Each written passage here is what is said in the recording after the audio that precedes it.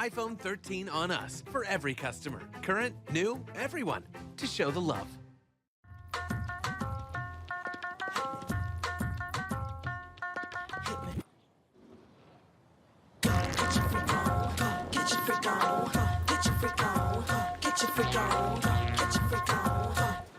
Black Star Network is here. Oh, no punches! I'm real revolutionary right now. Support this man, Black Media. He makes sure that our stories are told. Thank you for being the voice of Black America, Roland. Stay black. I love y'all. All momentum we have now, we have to keep this going. The video looks phenomenal. See, there's a difference between Black Star Network and Black-owned media and something like CNN. You can't be Black-owned media and be scared. It's time to be smart. Bring your eyeballs home. You dig?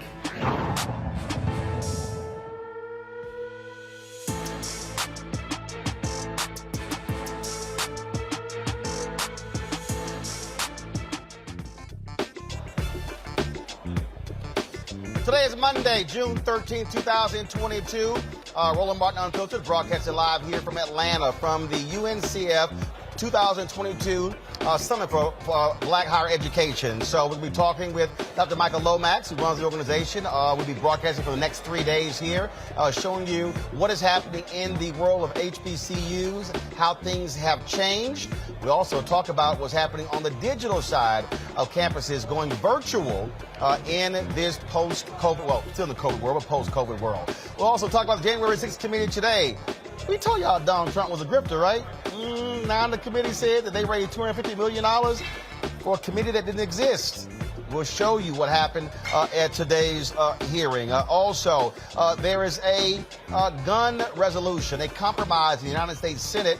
It is the first major gun legislation in nearly 30 years. We'll talk about whether it goes far enough. Now, a seventh Haitian at the Special Olympics in Florida has gone missing. Number 7. We'll give the details on that. Also, some heartbreaking news of one of the black and missing folks we told you about earlier this month. And Jennifer Hudson makes history as she wins the EGOT, the Emmy, the Grammy, the Oscar. Last night, she won the Tony Award. Folks, lots to cover right here on Roland Martin Unfiltered. It's time to bring the funk on the Black Star Network. Let's go. He's got it. Whatever the miss, he's on it. Whatever it is, he's got the scoop, the fact, the fine.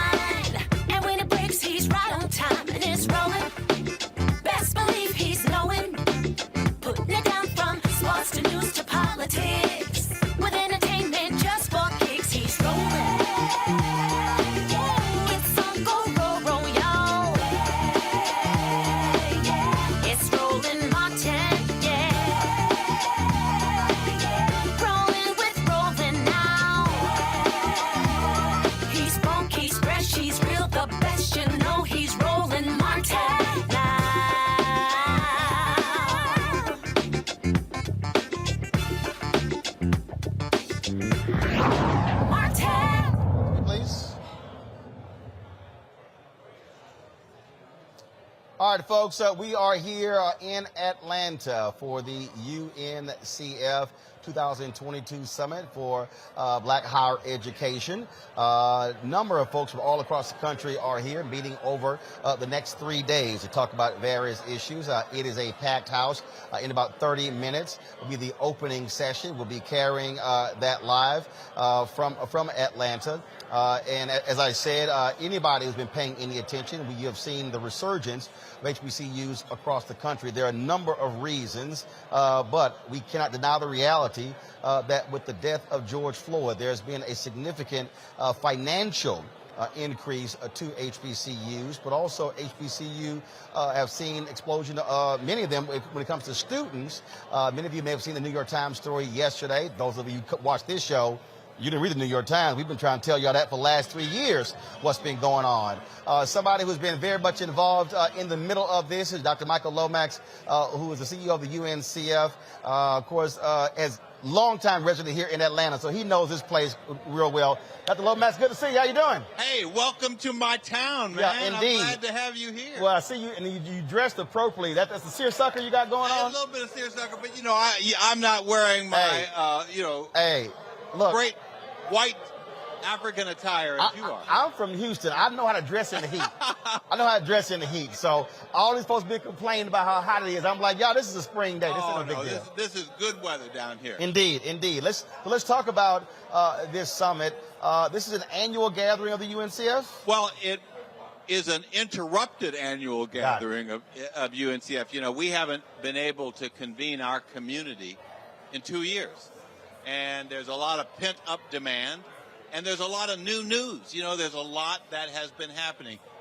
You know, if you were to wind the clock back to 2000, to March, when everything shut down and the pandemic... 2020. 2020. Right. And the pandemic was the news of the day.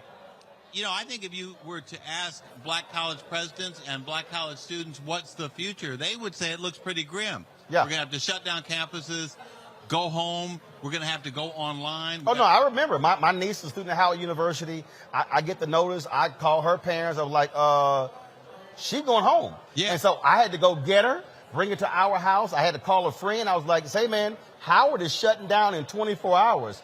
He was like, what? I said, you need to come get your daughter. I mean, so people, they didn't know what was going on. Then it was like, well, classes come back in the fall. She came back to our house in the fall. She went to school at our house. I'm like, because they couldn't go to class. Yeah. Well, and that's right. I mean, we had a crisis. UNCF and black colleges got together and we said, what do we do to manage our way through this crisis? How do we stabilize our institutions and actually the academic experience of our students, because it was totally disrupted. Right. Your niece had someplace to go. She had someplace to go where there was Wi-Fi. Right. She had probably all this equipment you got in your hand. Yep. Think about most of our students didn't have that. So we had to jump in quickly. We had to provide Wi-Fi. We had to provide equipment. We had to help people find housing. In the fall, we had an early recovery, but it was only a partial recovery because a lot of our campuses could not open up. Right. And now, 2 years later, we're back. We're ending an academic year. We're preparing for another academic year. And guess what? HBCUs are more visible than they've ever been. They are attracting a new generation of students. They are attracting a new generation of philanthropy.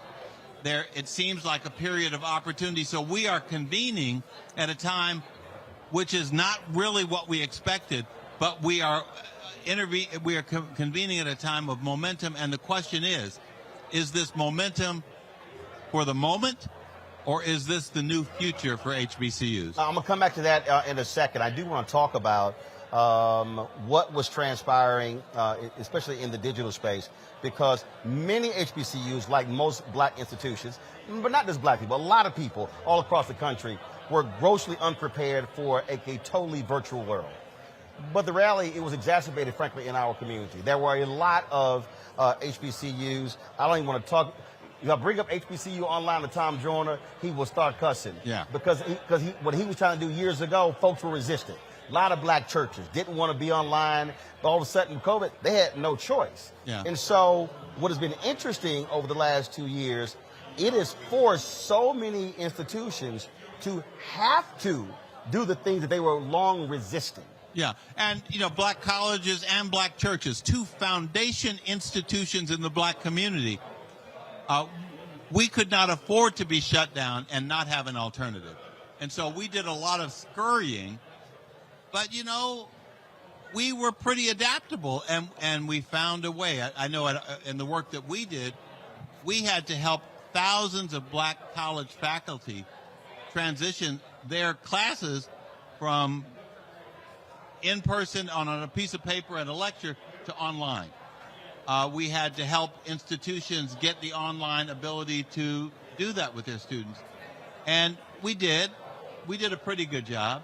Now what we're thinking about is how do we prepare for that new future? Right. And that's what we're doing here. We're also celebrating being together. This is a community, so we got to do a little celebrating. Right. But also understanding what was the journey for our students, our faculty, our institutions, and how do we make that a building block for the future? It is interesting you were talking about, how do you move in the future? Because I'm trying to think, I'm probably now up to 65 or so HBCUs that I've been to. Done 14 commencements. And so I was speaking to the South Carolina State alumni at the beginning of the year. New president. And what was interesting is these alumni they were so focused on new buildings and getting students back on campus. And I was telling them, folks, pump your brakes. You're talking about South Carolina State when you were there. I said, you now have a world where there are students who can actually finish from your school and they're in California. Yeah. And I said, and this is what I told the alumni. I said, I need y'all to back the hell off and let your president do what he needs to do. And to realize that this forcing mechanism that we call COVID actually is laying a foundation for a broader reach for HBCUs. I mean, the fact that today, there are so many of those students who want their HBCU experience in person and on campus, yet there are also a bunch of people whose lives have been disrupted and they don't want to disrupt their education. But they also financially can't necessarily afford to go. So they want to go, hey, where my mom or dad went, but the travel, all those things that go along with it.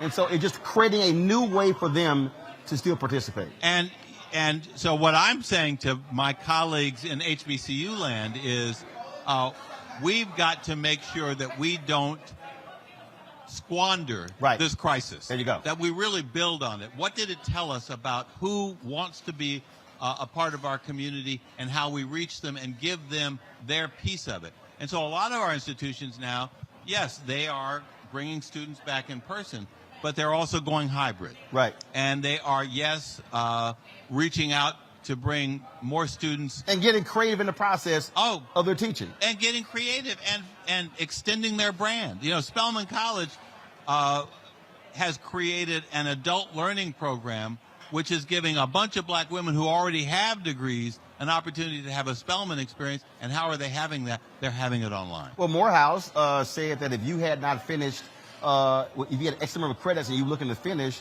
they allow for them to finish at Morehouse those last 2 years. Now, let's just pause for a moment and remember what it was like back in the day when you had to show up, take that course, and we weren't flexible. And so we've learned. Well, you being nice, you saying weren't flexible. Well, no, extremely resistant. And I think we're gonna benefit from that. And we're going to give this experience to others. And I do want to lift up some real heroes and sheroes during this period. The first group I want to lift up is the students who didn't give up. Right. And that they have persisted.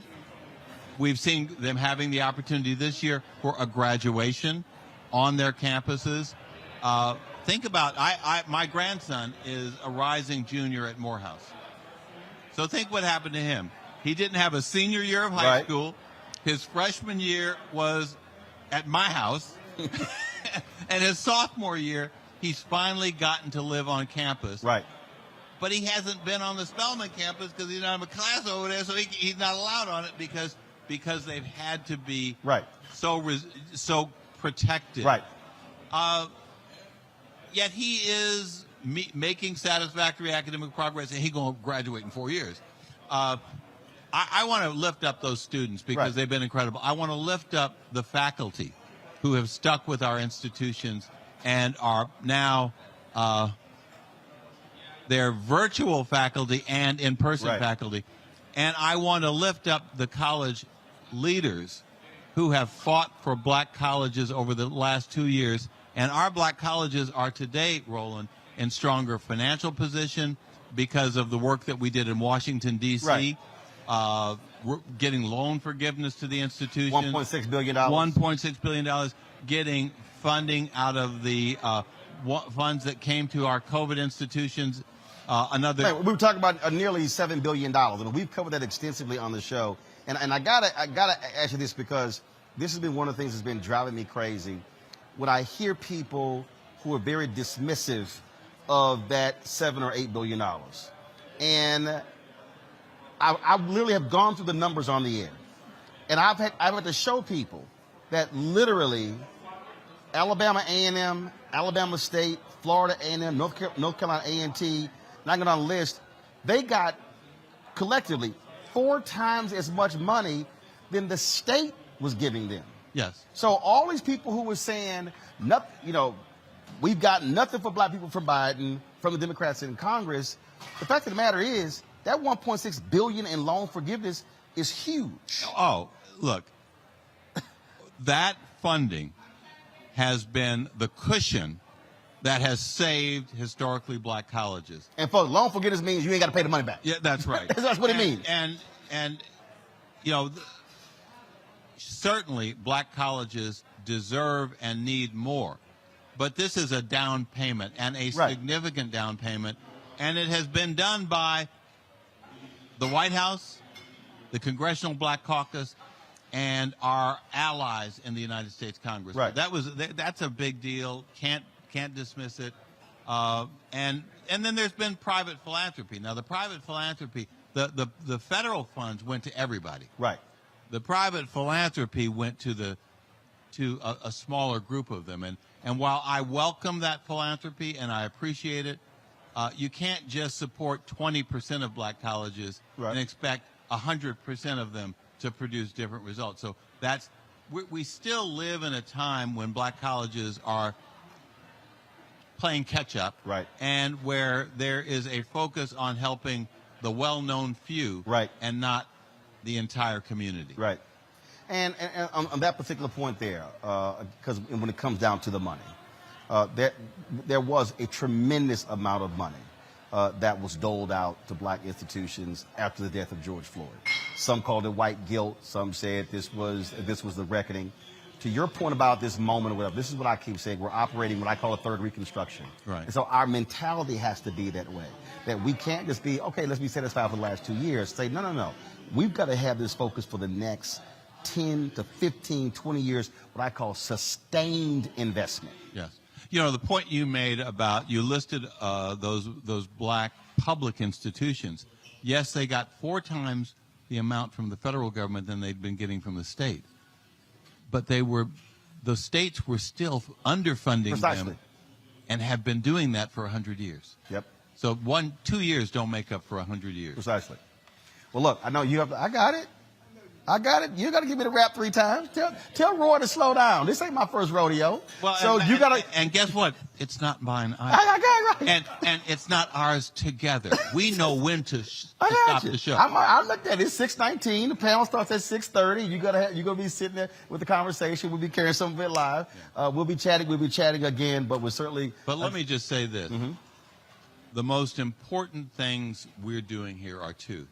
We're bringing the community together, and we've got you here to amplify it across the country. So I want to thank you, Roland Martin, because you have been the voice of black colleges. You've been an advocate for our students, our faculty, and our institutions, and you are always unfiltered and telling it right.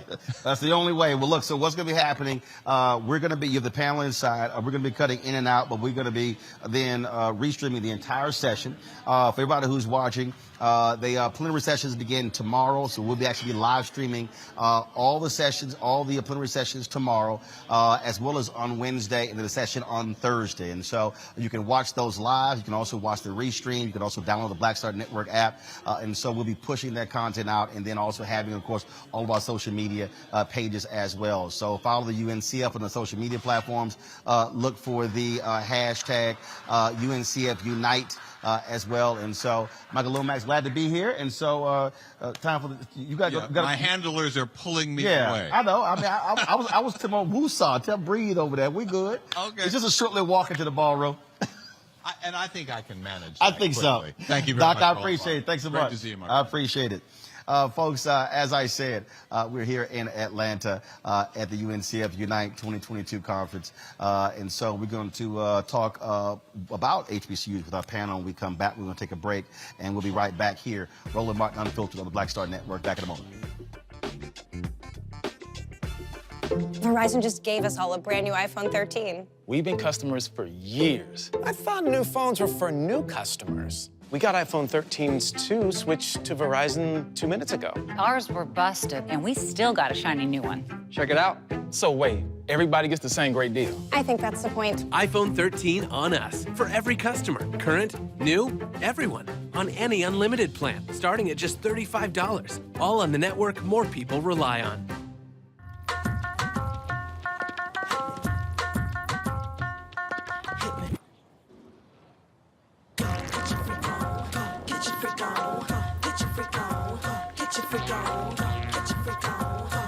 On the next A Balanced Life with Dr. Jackie, we're talking all things mental health and how helping others can help you. We all have moments where we have struggles, and on this week's show, our guests demonstrate how helping others can also help you. Why you should never stop giving and serving others on a next A Balanced Life here on Black Star Network. Love our new Alexa. It's a Buick. Yeah, Alexa. Buick. Alexa. It's a Buick. It's an Alexa. It's a Buick. It's an Alexa. Coach, that's a Buick. That's an Alexa. The Buick Enclave with available Alexa built in.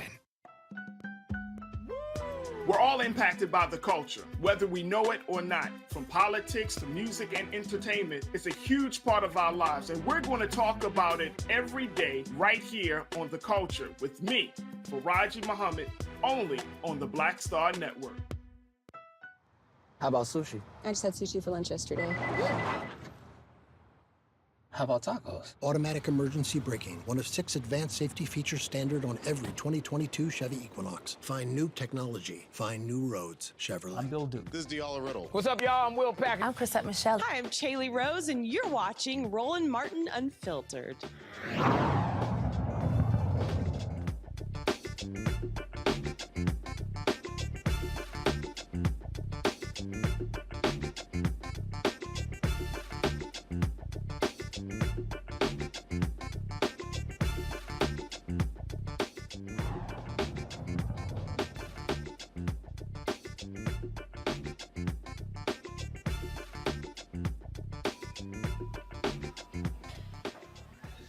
All right, folks, welcome back to Roland Martin Unfiltered, broadcasting from Atlanta from the UNCF Unite 2022 Summit for Black Higher Education. Glad to have all of you here. Let me introduce my panel for today's show. Dr. Julianne Malvo, she's the Dean of College of Ethics Studies, California State University, Los Angeles. Reverend Jeff Carr, founder of the Infinity Fellowship in Nashville, Tennessee. Dr. Jason Nichols, Senior Lecturer, African American Studies Department, University of Maryland, College Park.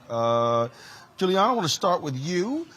You, of course, former president of Bennett College. You heard what we talked about there with Michael Lomax. This moment that we're operating in, that there is a real resurgence, renewed focus on HBCUs. You have students who, many top students who are choosing to attend HBCUs over predominantly white institutions.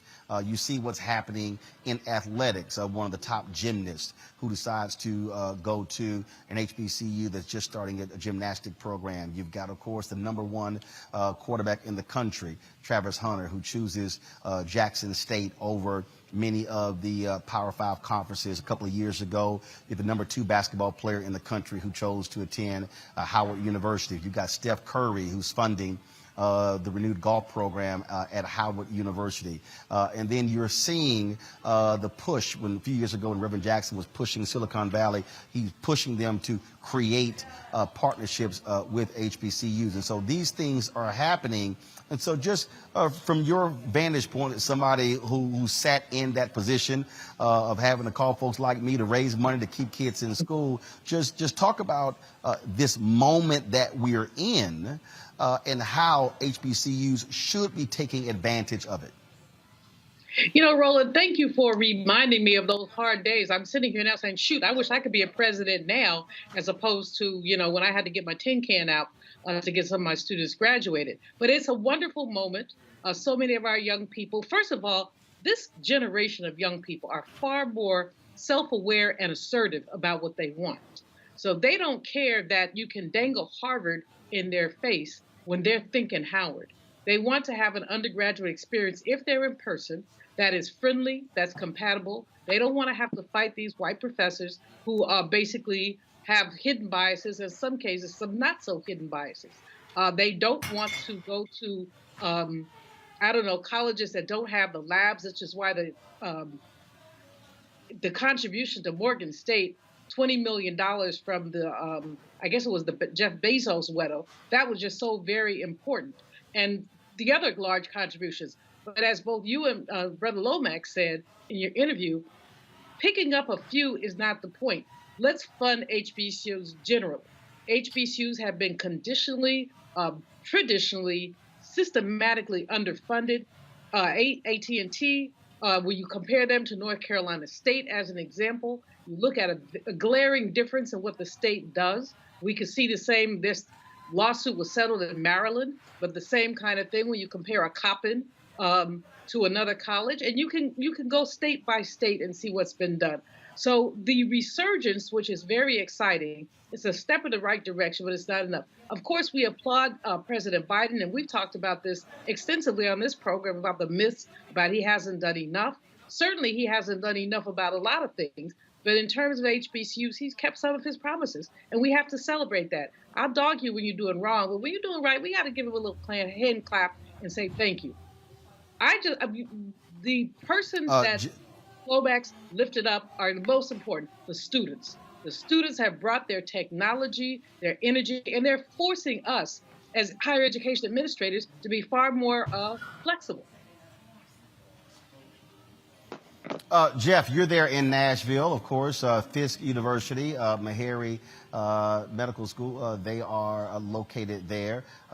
Just your thoughts in terms of, again, the resources that we've seen that have come the way of HBCUs, but also what you're seeing from students, what you're seeing from when a Megan Thee Stallion decides to go back to college and she enrolls in Texas Southern University. TSU talked about the tremendous response that they received from students who themselves said, wait a minute, I can go back and finish my degree. Yes, absolutely. And I shout out Megan Thee Stallion for that choice.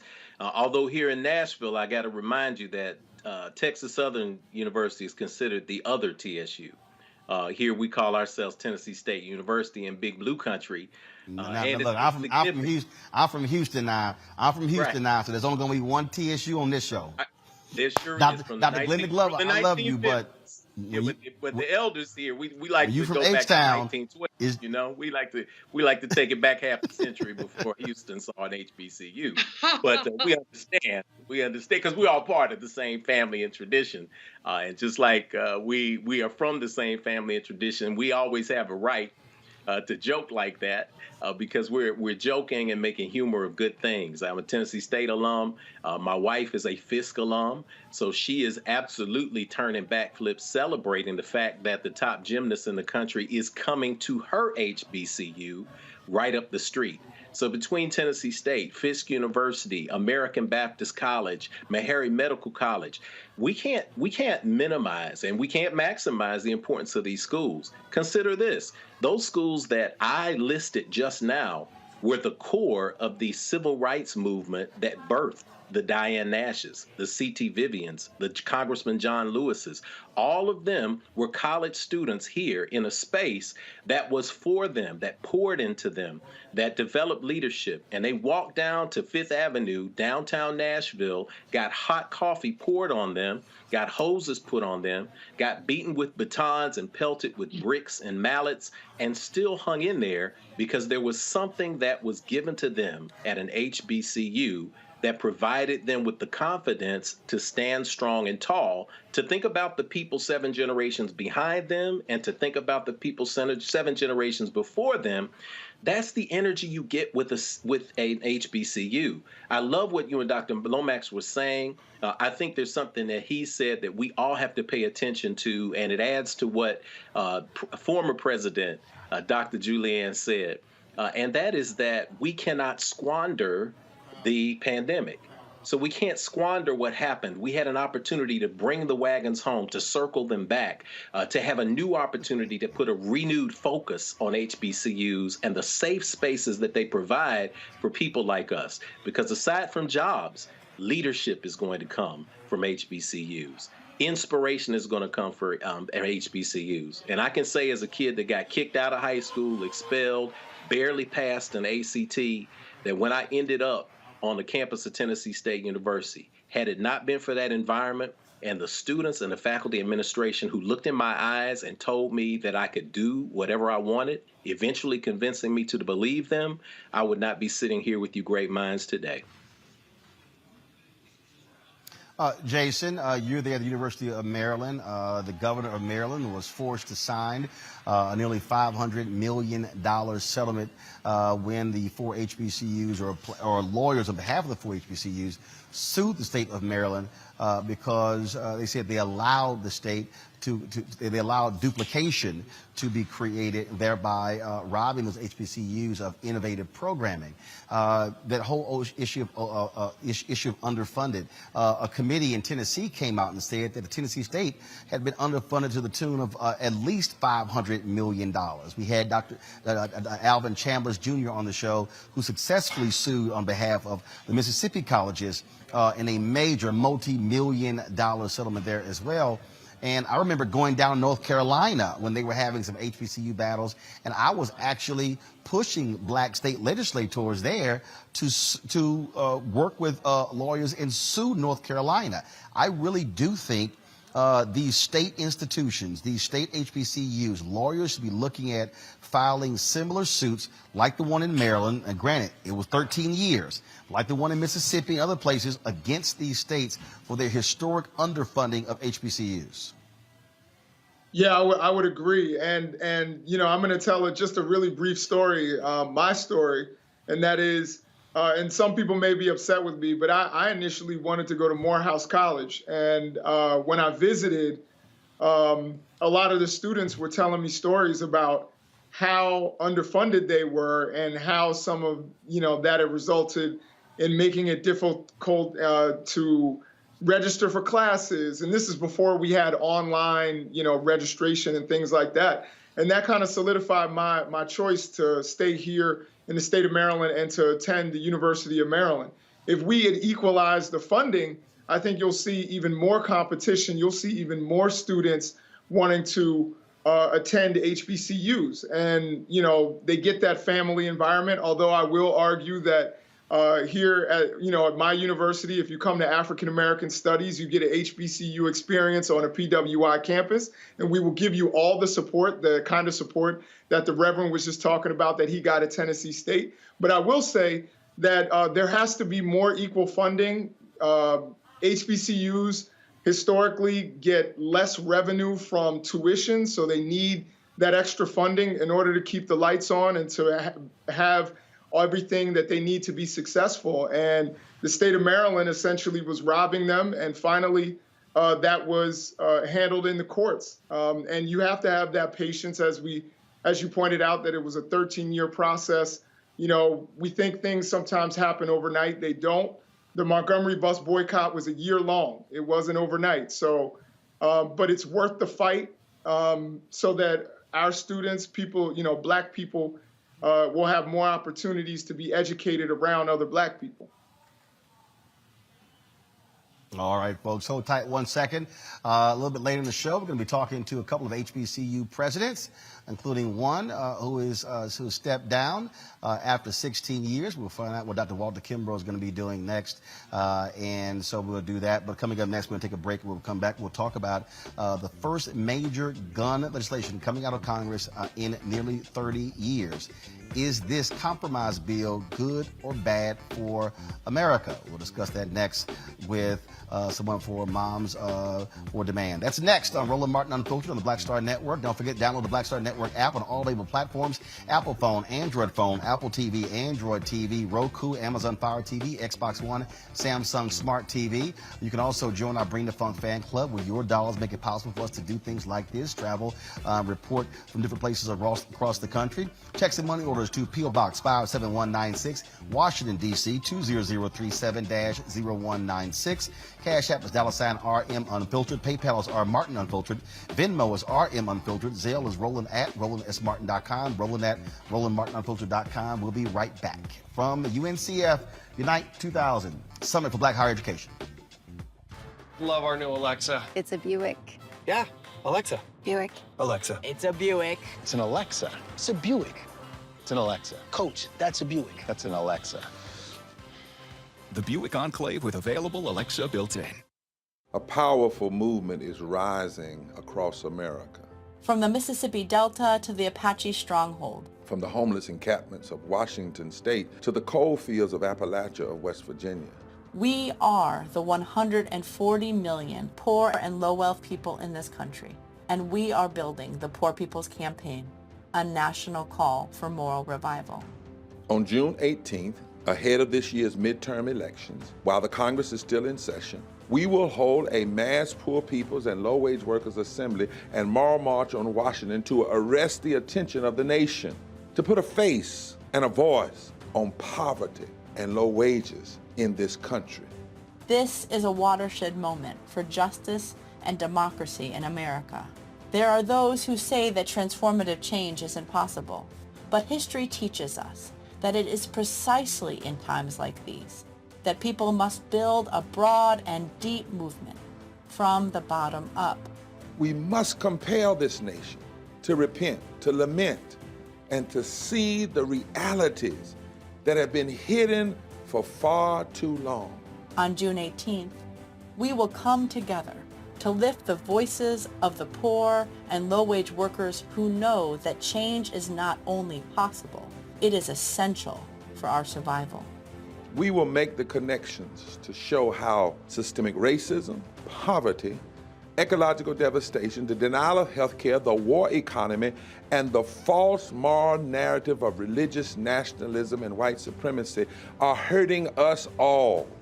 We will show the nation the faces of Americans who cannot afford to go back to normal. We will detail the policies that can move us toward a society that works for everyone. And we will pledge to go home and build power for transformative change in this year's election and for years to come. Because the question should have never been, how much will it cost to address poverty? The real question is, how much is it costing us not to? Somebody's been hurting our people. It's gone on far too long. And we won't be silent or unseen anymore. Join us in D.C. on June 18th. Build with us for a third reconstruction in America. Visit poorpeoplescampaign.org.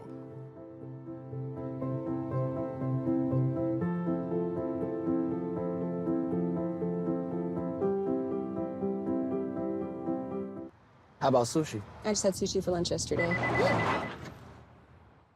How about tacos? Automatic emergency braking, one of 6 advanced safety features standard on every 2022 Chevy Equinox. Find new technology. Find new roads. Chevrolet. Hi, I'm Vivian Green. Hi, this is Essence Atkins. Hey everybody, this is your man Fred Hammond, and you're watching Roland Martin, my man, Unfiltered.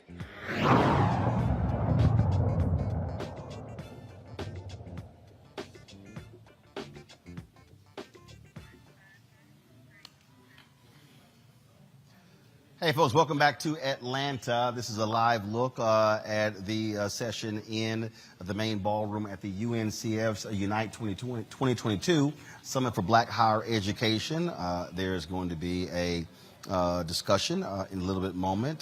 They are doing libations right now for those who are no longer with us, and so we will be joining them when that session actually begins. And so let's talk about big news of the day, where a bipartisan group of U.S. senators, they say that they have come to a compromise for the first gun safety bill in nearly 30 years. The proposal includes more resources for mental health, school safety, and more restrictions for dangerous individuals to get weapons. At least 10 Republican senators are in support, that's assuming all 50 Democrats support this legislation. Of course, joining us now is Melody McFadden. She's a volunteer for Moms Demand Action, an organization fighting for public safety measures that can protect people from gun violence. Melody, glad to have you here on Roland Martin Unfiltered. So first and foremost, from your perspective, from the perspective of your organization, is this a good bill? I have seen a number of progressive commentators and other politicians say this is horrible, it is weak, it is bad, it's not good enough. The Democrats caved in. What is Moms Demand Action? What is their response to this bill? Our response is that this is a good first step after over 26 years of no action at all. So to take a step forward is a positive thing, and it will save lives if the Senate advances this bill and makes it law. So this is a good thing. One of the things that I've heard, that this closes the dating loophole. Can you explain that? Yes, sir. And again, thank you for having me tonight. I'm so grateful to be with you. Our domestic violence survivors throughout the nation have been deeply affected by what we call the boyfriend loophole. The boyfriend loophole leaves an avenue open for someone that's convicted of domestic violence. Just because he's not the spouse or she's not the spouse, it still allows them to purchase a weapon and thereby have the opportunity to go back and kill a person that they're in a domestic violence dispute with, or to hurt them. So if this bill passes forward, the boyfriend loophole, as we call it, will be closed. A person that is under a domestic violence conviction will no longer have access to a weapon where they can go back and hurt their girlfriend or their boyfriend. It will not allow them, just because of their relationship status. A husband or a wife, if they were convicted of domestic violence, would not have that access, nor should a convicted boyfriend or girlfriend. And you talked about the First Step, and this is one of those things that I think about the First Step Act, and there are people who are saying, okay, when is the second, when is the third? So it's not as if this bill gets passed in both chambers and goes to the president. There cannot be another bill. There are still people who believe that America must raise the age from 18 to 21 and must also ban assault weapons. That is true. That is very true. Especially because this bill does have something towards that. That is why I say it is a good first step. It is going to expand background checks for those under 21 years old. It gives us a chance to speak with local law enforcement. It gives a chance for a state background check before a person can just they can buy a weapon and walk right out with it. This will give us some time to do a proper background check some mental health issues, check some other issues, so that a weapon shouldn't end up in the hands of someone that is going to hurt others or themselves. All right, Melody, with Moms Demand Action. First of all, we certainly appreciate you joining us. Look, y'all have been on the forefront of fighting this for quite some time, battling we will continue. NRA, and others. Absolutely, absolutely. Well, we certainly appreciate the work that y'all have been doing. Thanks a lot. I want to say thank you again because this honors my taken loved ones from gun violence. My mother was taken and my niece, Sandy Patrice. So thank you so much for having me. We appreciate it. Thank you so very much. I want to bring in my panel right now, Jeff, Jason, and Julian. And Jeff, I'll start with you. You heard Melody say there that it is a good first step. Again, I've seen others deride this bill, blast it as being awful, as being weak. Democrats caved. But the reality is, and again, in talking with Moms Demand Action and other groups, they said, look, there are good things in the bill. And if they were able to get something versus nothing, that was most important. I think that's exactly what we're talking about here. We're talking about everything in context. There's an old African saying, and depending on which country you're in, it's either how do you eat the elephant or how do you eat the rat? But the answer is one bite at a time.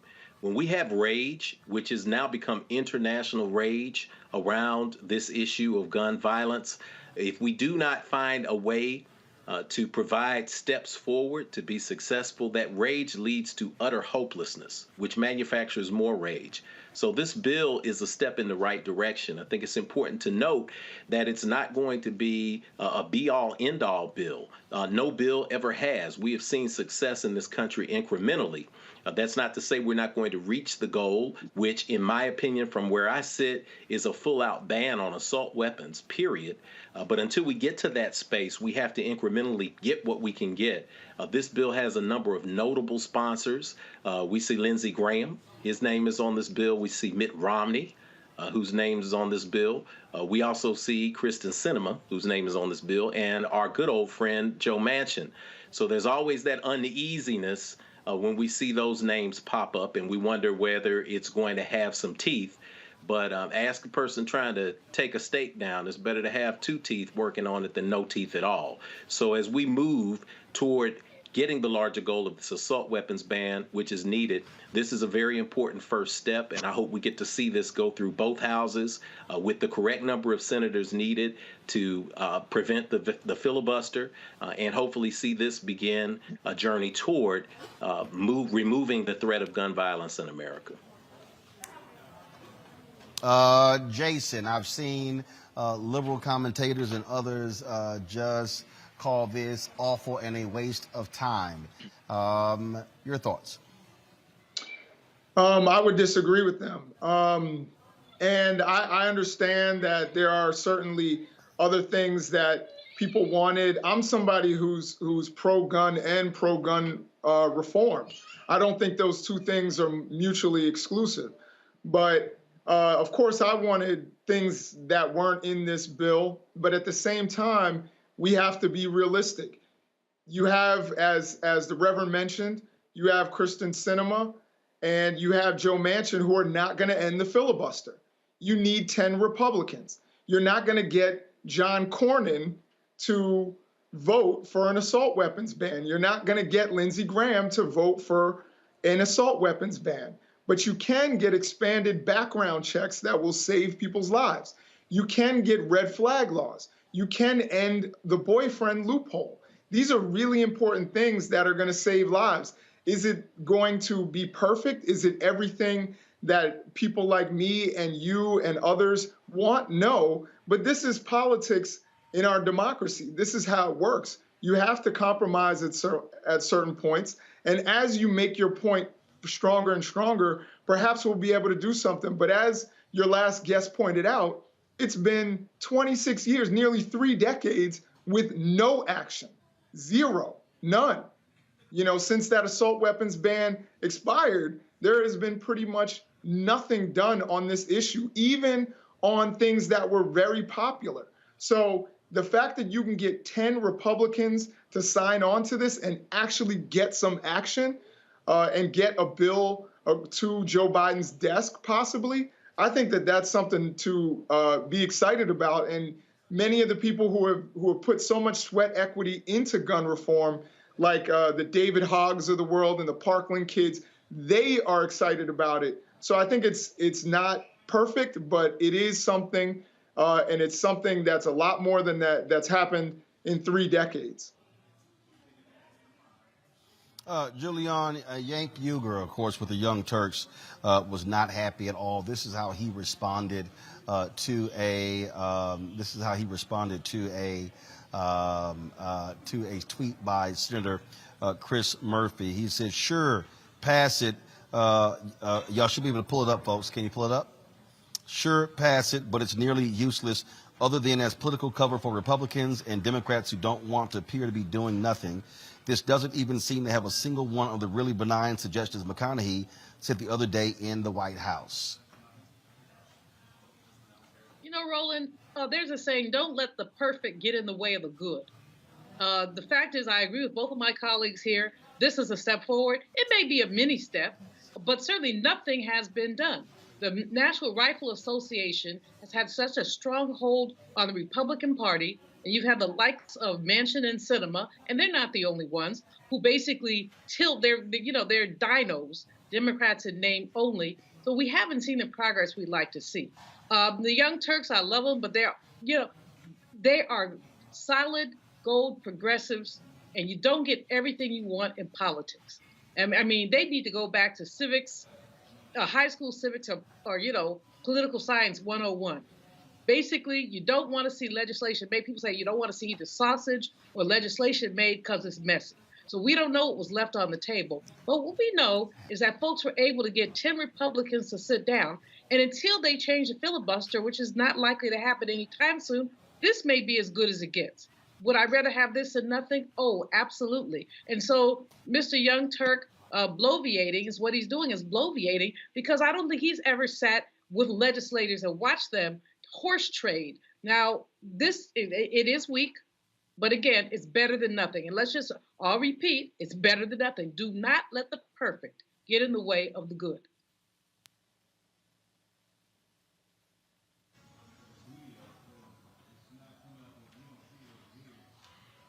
You don't see what? Alex, we're still up? Okay, all right then. So we momentarily lost the feed here, folks, and so glad we are back up. So y'all let me know what the heck happened there. Julian, finish your comment before I go to a break. Sure, all I was saying is don't let the perfect get in the way of the good. I agree with my colleagues, but I think we've got to move further, and we have to disempower the National Rifle Association that has a stranglehold on thinking, on simple thinking. These people do not think. With all these people died dead in a supermarket, in an elementary school, they still want to have business as usual? They need to be voted out yesterday. All right. Folks, hold tight 1 second. When we come back here from Atlanta at the UNCF's Unite 2022 Summit for Higher Education, Black Higher Education, we'll talk with the outgoing president of Dillard University, Dr. Walter Kimbrough, a good alpha man.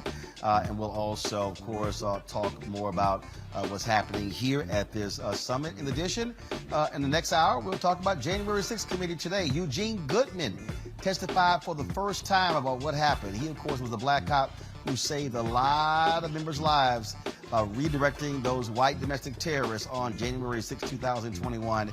We'll discuss all of that on Roland Martin Unfiltered right here on the Black Star Network. Back in a moment.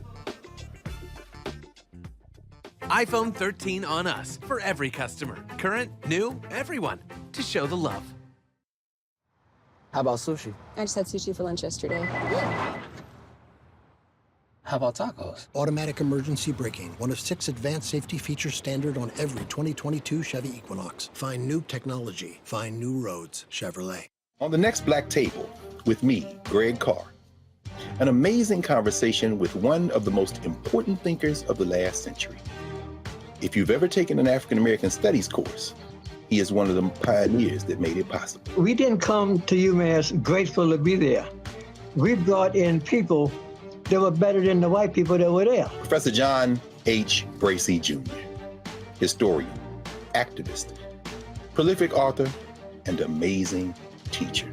He joins us on the next Black Table, only on the Black Star Network. Love our new Alexa. It's a Buick. Yeah, Alexa. Buick. Alexa. It's a Buick. It's an Alexa. It's a Buick. It's an Alexa. Coach, that's a Buick. That's an Alexa. The Buick Enclave with available Alexa built-in. On the next Get Wealthy with me, Deborah Owens, America's Wealth Coach, you'll hear from Elizabeth Davis. She left a flourishing career in the construction industry to build her own business using her same skill sets. And oh, by the way, now a multi-million-dollar business. Every day I was looking at my numbers rather than looking at them weekly or monthly. When you're first starting your business, my recommendation is look at your numbers every day, because are they balancing out each day? If they're not balancing out for 3 days in a row, that means your week is going to be off. That's right here on Get Wealthy, only on Black Star Network.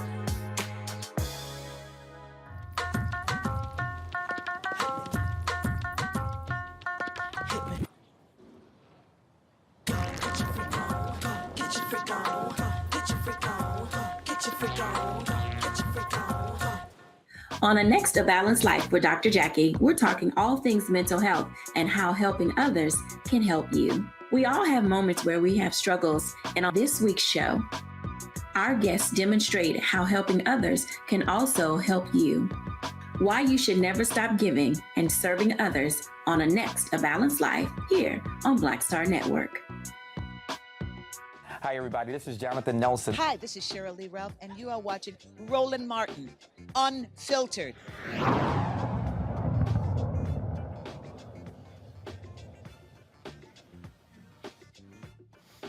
All right, folks, welcome back to Atlanta. We are here at the United Negro College Fund 2022 Summit for Black Higher Education. We'll be here for the next 3 days, live streaming various events. There's a session happening right now. Let's do this. Let's go live to this session. Let's see what they're talking about.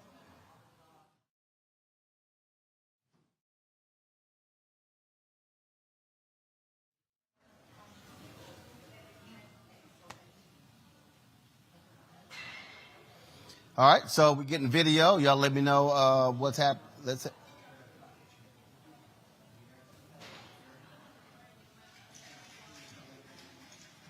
All right, we're not. PGIM, which is the asset management arm of Prudential, is the 10th largest asset management in the world, with over $1.6 trillion in assets under management, launched a new program called HBCU Strategic Initiatives, led by my colleague Timothy Woods, who is here as well.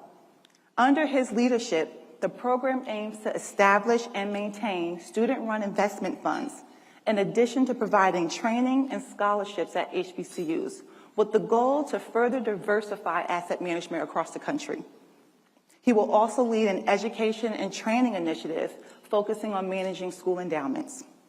And lastly, through our partnership with Student Freedom Initiative, we launched the Micro Grants Fund, which provides emergency cash assistance to cover unexpected expenses that does not have to be repaid.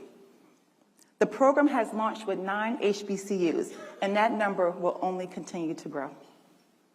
With that, I hope during the course of this week's convening, we might find time to connect and learn more about each other's work and how Prudential might partner with all of you. I would now like to introduce Dr. Eddie Cole in what will be a thought-provoking opening plenary.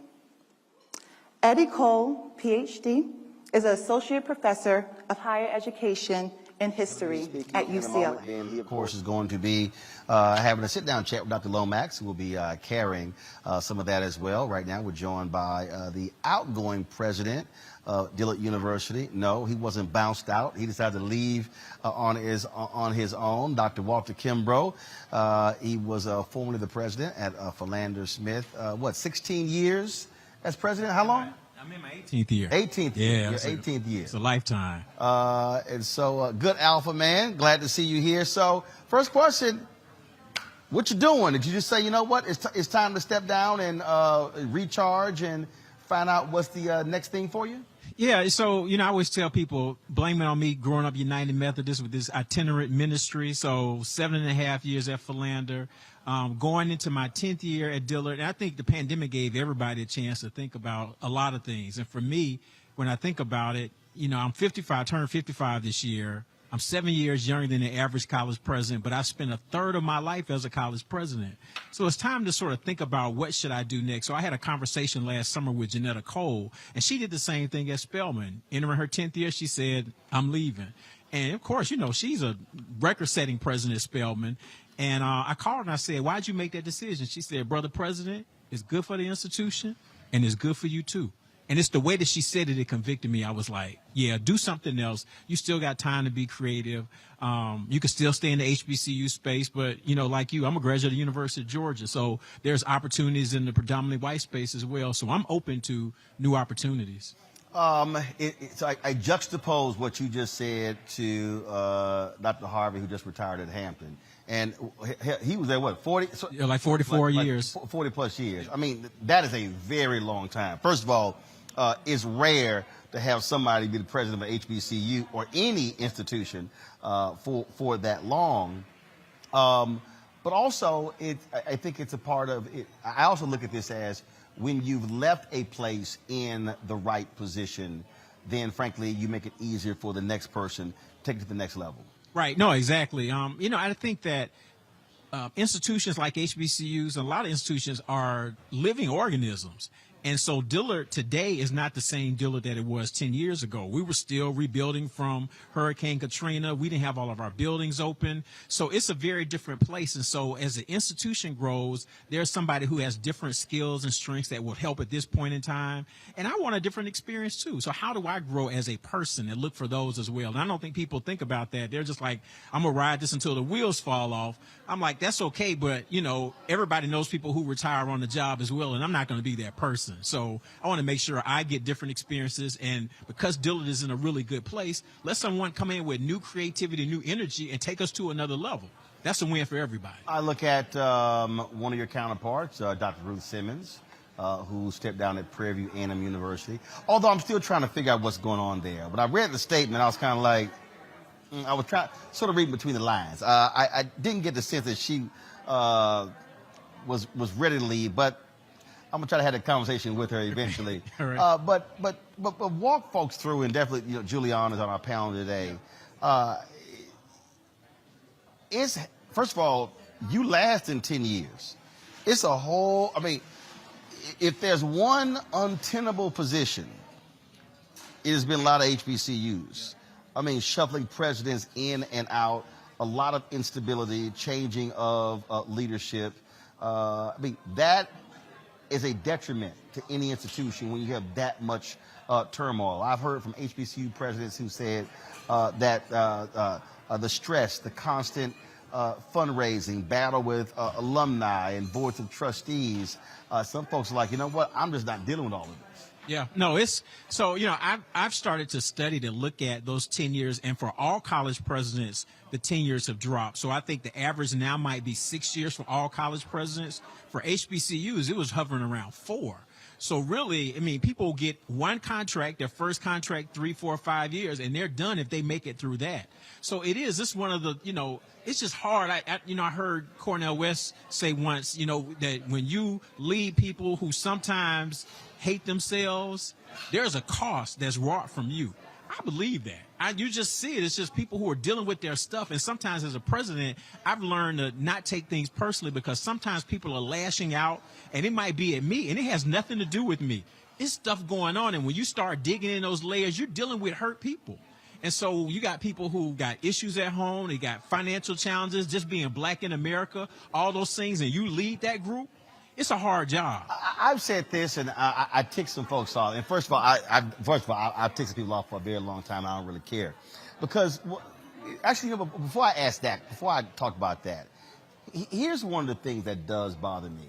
And I want to, and because you said it, so you went to Georgia, and I do believe this is a problem in the HBCU world, where there is this attitude or distrust of folk who are black who didn't go to HBCUs. And in some ways, there's a level of HBCU shaming. where you have, first of all, you got some black folks who look down on folks with HBCUs, but then you got some HBCU people who question one's blackness. I even when I had the Fort Worth Star-Telegram, Valerie Hill, and I busted Valerie out in person on this here. When we first met, we were around the photographer's pen, and someone introduced me to her, and she says, "Oh, this is the brother who knew who he was with the Texas A&M." I was like, "I don't know who the hell you think you talking to." And I said, "Baby, I grew up in a black neighborhood with a black family, went to a black church, black elementary school, black middle school, black high school." I said, "I think by the time I got to college, I knew I was black." I said, "So you might want to back up." And I've had to deal with people on that. And what I've said is, how are you gonna fight folk who believe in helping black folks, but you're holding against them because they didn't go to an HBC institution? I want knowledgeable folks, regardless of where they come from, to help. Right. No, exactly. So my wife and I talk about this. We think, and she, the HBCU graduate, Talladega College, we always say that people at HBCUs might not trust you unless you have 2 of the 3 sort of silos of blackness. HBCU graduate, black church, black fraternity sorority. So I got 2 of the 3. And you got to throw black spouse in there because some folk get tripped. Right. Might be 4. Right. Yeah. So, right. So so it's like I got those 2, but the same as you.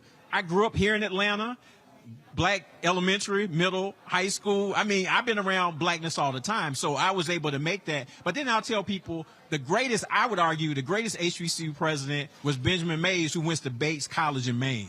So he didn't go to an HBCU, and he created this idea of a Morehouse man.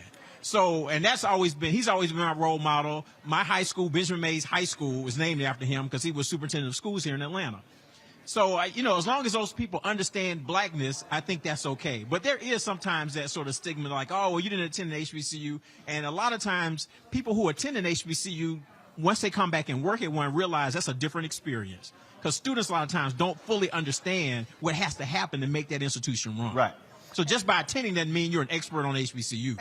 And I want to deal with that because one of the things that, and I said this a couple of months ago, about a month and a half ago, and I was talking about specifically in the area of sports, media rights, things along those lines, that there's a whole lot that HBCU folks don't know in terms of how this business operates. I've said that there have been some bad deals people have signed that I personally believe that folks have not, that they've been undervalued, if you will, negotiating. I believe that many of us, we talk about the pain of black folks, many of us suffer from white validation. We believe that if CNN doesn't show up or if ESPN doesn't show up, therefore it's not legitimate. When in reality, my whole deal is if you can own the product, then you actually can make more money than you might signing a rights deal with ESPN. And one of the things that I said is I said to all HBCU presidents, if you don't know jack about this space and your AD don't know and your general counsel don't know, please go out and hire some African Americans with unique skill set in these areas that can maximize your revenue when it comes to sports rights, when it comes to licensing deals and things along those lines. And that rubs some people the wrong way when I said that there are people who are sitting on boards of trustees right now who ain't got no business being on those boards. I said, now y'all can be mad all y'all want to, but I also see it in black organizations. I fundamentally believe that there has to be a massive shakeup in what I call black leadership because we got a lot of nice people, but they simply don't have the expertise for the areas and the size of the budgets they're governing. Right. Your thoughts? Right. No, exactly. So, it's interesting you said that. You were sharing some information with me about that. Our athletic conference, Gulf Coast Athletic Conference, we're small NAIA schools, but at our president's meeting last week, we were having these conversations to say, what's the best package for us, working with some African-American companies to say, how do we, share our content? Can we do it through TV? Can we do it streaming? How do we get that revenue? So we're having that conversation even as a small and realizing we don't have the expertise. So let's go out there and reach, and every company that we've been talking to and getting these RFPs for are black-owned companies to help us do exactly what you said. So there are some of us who are listening, because I think you're right, and I think you made the point. You're saying people are excited. You're on ESPN3, but you're still watching that online, so it's not like you're on regular ESPN. Nope. You ain't getting nothing from it. Right. So you're just saying, so if you on get ESPN. if you getting zero, right, all you getting is just say that we're on ESPN. Right. And I'm sorry, that just makes no sense to me. Right. Because I've traveled. I mean, like I said, Dr. Lomax, I've been Dillard. I've probably been in Philander. Right. I've probably been. I think I'm around 65 HBCUs, and every time I go to one, and it's just natural for me. I access media. I access equipment. I access facilities.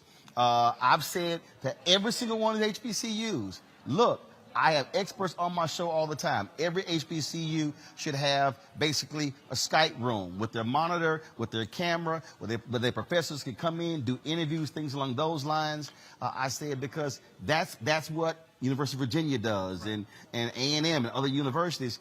And every time when I throw this thing out, people are like, man, well, we ain't got the money. I said, y'all, we do stuff with this show. And we did a broadcast, and the cast from NBC were like, damn, we were watching that march y'all covered. How in the hell y'all look that good? Y'all had 3 people. But when you know what you're doing, right, then you can make that thing pop. And so that's where, I'm always there. My whole deal is, don't lead with we can't, or we ain't got this, or well, no. Say what's possible, right, what's doable, what can we do within parameters of this budget. Right. No, I agree. And I think part of it is just making sure that we're getting our people to be out there, to be accessible. We got to understand that things operate in what I call, or journalists call, internet time. So, for example, if you send me a text and say, hey, I'm doing X, Y, and Z on the show, you're not going to wait for me for hours to respond to you, because you got to keep moving. So I'm going to text you and say, yeah, I'm good, or no, I can't do it. And sometimes we don't have that mindset. We want to run through and let me send this to this person. That we don't have time for all that. So we miss opportunities. Doc, I can't tell you how many people I've told that to, and I said, I can't do it today. How about Thursday? This going to be a whole new story on Thursday. Right, it's a new cycle. Right. So we got to still keep learning that. So I think you got to keep giving that message out. And people, because they'll ask us, Dillard, I've shown them, media ad values. We have companies that will show how much of a media value you're getting for these appearances. When I first got Dillard, it was $15 million. Last year it was $85 million. And there's more than most of the people in the city of New Orleans. And if you do per student, it's even more than Tulane. So it's like, well, how are y'all doing that? Because we take advantage of the opportunity. There you go. And black media counts too, and people don't understand that, but they counting all of that. They counting all of Sustained, that. So if I got Dr. Robert Collins on your show, yes. they count that. That's my media value. There you go. What would you say has been, I ask book authors this all the time. What has been your biggest wow moment? That something that shocked you, that you were just blown away by in these 18 years as an HBCU president? Man, that's, I would say probably over the last few years was right before the 2016 election, when we were hosting a Senate debate and David Duke qualified. First of all, I was shocked that he qualified. Now, I think they still rigged the numbers because he had never polled above 3%. And the week before our debate, he gets to 3%, and then he drops right back down. So I think it was good TV. So I was like, but, the outrage that people had, and I kept telling people, we missed the sign that things were about to change in this country. So when you saw Trump get elected, people were shocked. I was like, I wasn't shocked because I saw Duke pop up, and I don't think it was a signal. Yep. It was a signal. So that was just how people responded, and people, got in their feelings and wanted us to shut things down. And we didn't want to be activists and say, well, how do we prevent those things from happening? We just want to holler and scream and say, well, don't let him speak on campus. Well, that's not doing nothing. You got to get out there and do some other things. You got to vote. You got to do these things. And we didn't want to do that. We just want to complain. So that was a shock for me to watch. But once I look back on it, I was like, oh, that was a sign that everybody missed, that this Trump thing is about to happen. You took a lot of heat when Candace Owens came to Dillard. Yeah, a little bit. Not too bad. People were upset, and I was like, no, let me tell you, that room was packed because students wanted to hear, because it's like, who is this black girl riding for Trump like this?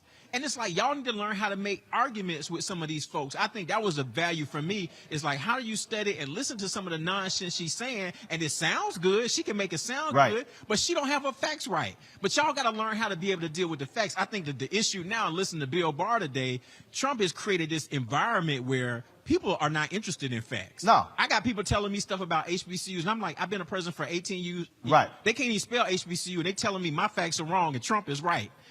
Well, we've experienced that over the last 3 or 4 years, where every time something would happen, and all of these, they would have these black folks, they would jump out and they would start hollering and talking. I'm like, whoa, y'all know what the hell y'all talking about? Nope. And then you would come on Twitter and lay this whole thing out, and people they would try to throw something else out. It was kind of like, y'all, like, you have no idea. I remember there was somebody who was trying to tell you like, yeah, I've only actually been a president. Right. I'm looking at actual budgets. You know, you talking about what you heard this man say. It's like, I'm looking at my budget. I'm looking at the federal budget. I'm looking at his budget. I'm looking at all of it. I'm looking at real numbers. And you did come back and just say, well, you just don't like Trump. It ain't about me liking him. Let's deal with the facts. Right. You know what I'm saying? So, yeah, we got to do better. Most, I got to say the wow moment, but that most enjoyable moment or thing that you've experienced? Every year for me is graduation.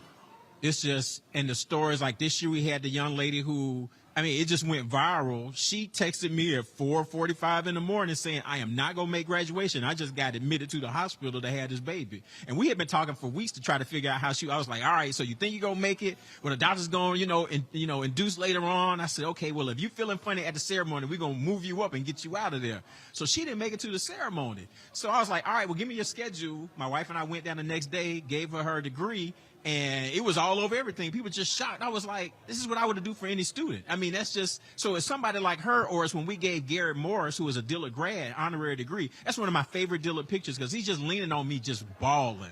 And it was just, like, this guy is over generations. Older alums know him for Saturday Night Live, me for Jamie Foxx and Martin. He's on Two Broke Girls. He's just this long career. But to see him on that stage with these big tears because he's getting this honorary degree is something I'll never forget. That story absolutely did go viral.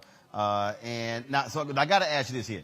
There are some presidents who cannot stand the students who come on the stage dancing or doing something. But then you got like Winston-Salem State. Yeah. He encourages it. His whole deal is like, look, this y'all day. Right. Well, where do you come down on that? So it doesn't really bother me. I remember when I was at Albany State, we used to laugh. I was a VP down there, and the VP, she would say, graduation is a dignified ceremony. As soon as she finished that, the air horn started going off. We were like, Dr. Brown, get us up. It's not going to happen. So it's like, and ours having at Dillard, you got a couple who will do it. It hadn't been just excessive. So it's cool. I'm just like, don't slip, because if you fall and hurt yourself, I'm clowning you. And it was like somebody this year when the scores fell. I'm like, see, you never going to live that down. Right. So be careful. Right. You're going to be a meme forever. Right, forever. So just make sure that they can get slick up there. Don't fall, because if you do, I'm laughing.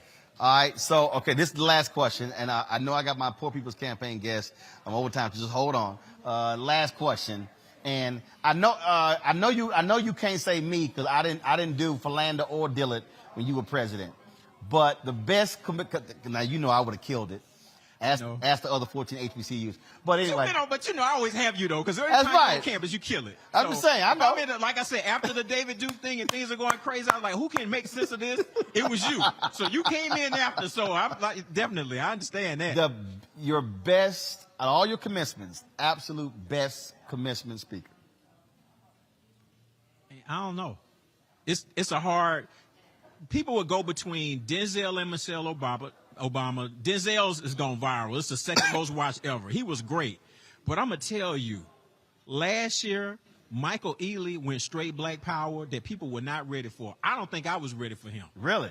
Michael Ealy, that was one of the most, because I had faculty members saying, okay, he might have been the best. Wow. That brother, he really prepared. But because people just thought, my wife said these women came looking for the eye candy. They got meat and potatoes. Brother was deep. He was deep. I was like, all right, so the folks who didn't see it, it's on our YouTube channel. Michael Ealy's commencement speech was absolutely fantastic.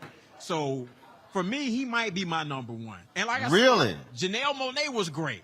Chance the Rapper, we've had some great ones, but that Michael Ealy, he caught everybody off guard. Really? He caught, he was like, because, he was just saying, like, why are we, once again, this white validation. He said, why is everybody trying to be the black Bill Gates? I don't everybody hear themselves say, I want to be the white Oprah.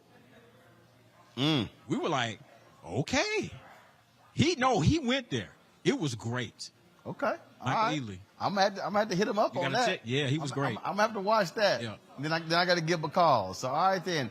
Dr. Kimbrough, always good to see you, man. Anytime, man. Good luck on what's next. Let us know what it is. I will. And we definitely will chat about it. All right. Sounds good. I appreciate it. Thanks a bunch. All right, folks, when we come back, we're going to talk with, all week we're going to talk with dads who were involved in the Poor People's Campaign. Of course, their massive march in D.C. is taking place on Saturday, June 18th. We will be there broadcasting live from there. Reverend Dr. William Barber, Reverend Liz P.O. Harris, and the Poor People's Campaign. So we'll discuss that with one of the dads next right here on Roland Martin Unfiltered, the Black Star Network, broadcasting live from the UNCF Unite 2022 Summit for Black Higher Education here in Atlanta. We'll be right back.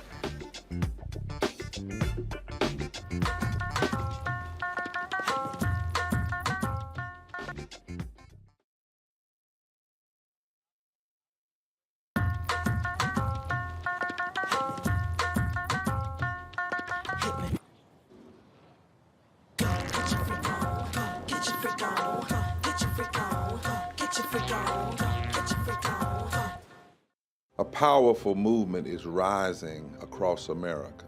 From the Mississippi Delta to the Apache Stronghold. From the homeless encampments of Washington State to the coal fields of Appalachia of West Virginia. We are the 140 million poor and low-wealth people in this country, and we are building the Poor People's Campaign, a national call for moral revival. On June 18th, ahead of this year's midterm elections, while the Congress is still in session, we will hold a mass poor people's and low-wage workers assembly and moral march on Washington to arrest the attention of the nation, to put a face and a voice on poverty and low wages in this country. This is a watershed moment for justice and democracy in America. There are those who say that transformative change isn't possible, but history teaches us that it is precisely in times like these that people must build a broad and deep movement from the bottom up. We must compel this nation to repent, to lament, and to see the realities that have been hidden for far too long. On June 18th, we will come together to lift the voices of the poor and low-wage workers who know that change is not only possible, it is essential for our survival. We will make the connections to show how systemic racism, poverty, ecological devastation, the denial of health care, the war economy, and the false moral narrative of religious nationalism and white supremacy are hurting us all. We will show the nation the faces of Americans who cannot afford to go back to normal. We will detail the policies that can move us toward a society that works for everyone. And we will pledge to go home and build power for transformative change in this year's election and for years to come. Because the question should have never been, how much will it cost to address poverty? The real question is, how much is it costing us not to? Somebody's been hurting our people. It's gone on far too long. And we won't be silent or unseen anymore. Join us in D.C. on June 18th. Build with us for a third reconstruction in America. Visit poorpeoplescampaign.org.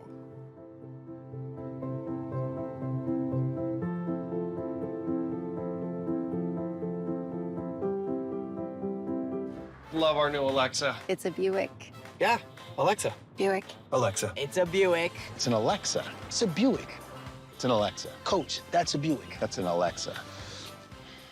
The Buick Enclave with available Alexa built-in. Hey, I'm Deion Cole from Blackest. What's up? I'm Lance Gross, and you're watching Roland Martin Unfiltered. Partnerships emerged out of this. But ultimately, the wealthier universities with more resources understood that to have system-wide change within U.S. higher education, you had to look toward black colleges and universities.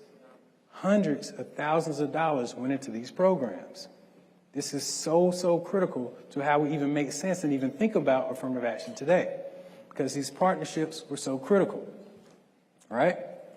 Now, with that said, somewhere along the way, those wealthier institutions turned their attention away from the black colleges and universities and turned their attention inward to just themselves.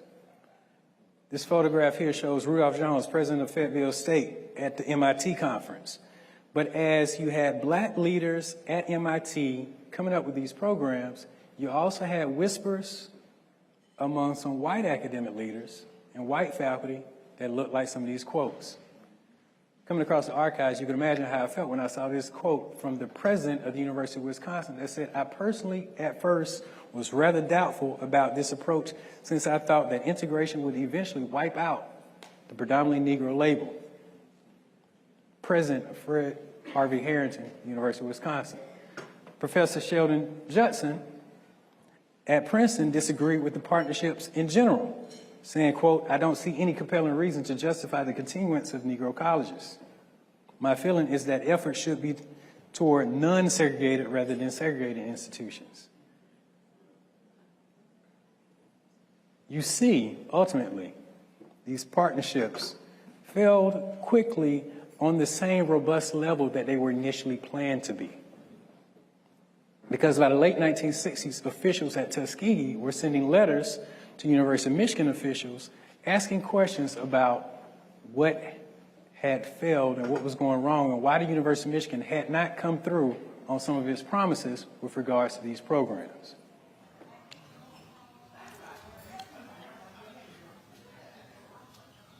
All right, folks. That again is the opening plenary session at the UNCF Unite 2022 Summit for Black Higher Education. As I said to you before we went to break, this Saturday, the Poor People's Campaign, we're going to have their mass march on the nation's mall. They have been mobilizing and organizing 140 million low-income workers in this country, trying to force policymakers to speak to their agenda. Stuart Acuff is one of the folks who has been out on the front lines using his voice to speak to others on this very issue. Stuart is the father of two, retired union leader, community organizer for more than 40 years. He joins us from Jefferson County, West Virginia. Stuart, glad to have you here. One of the things that Reverend Barber is consistently talking about regarding the Poor People's Campaign, which was really what Dr. King laid out when he originated this idea, was that this had to be a multi-racial coalition. That whether you were white, whether you were black, whether you were Latino, whether you were Asian, Native American, if you broke, you broke. Yes, absolutely. Ultimately, until we resolve economic justice, every other kind of justice we resolve is inadequate, is incomplete until we resolve the question of economic justice. Dr. King understood that, and he understood that there's power in our numbers, and when we pull all of our numbers together, we can win.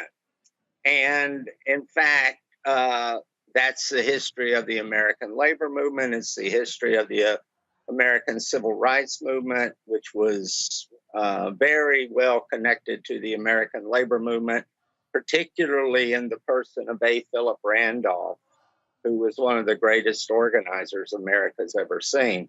And so I think Bishop William Barber and Reverend Dr. Liz Theo-Harris, they understand it as well. It's not just a sentimental reach back to Dr. King.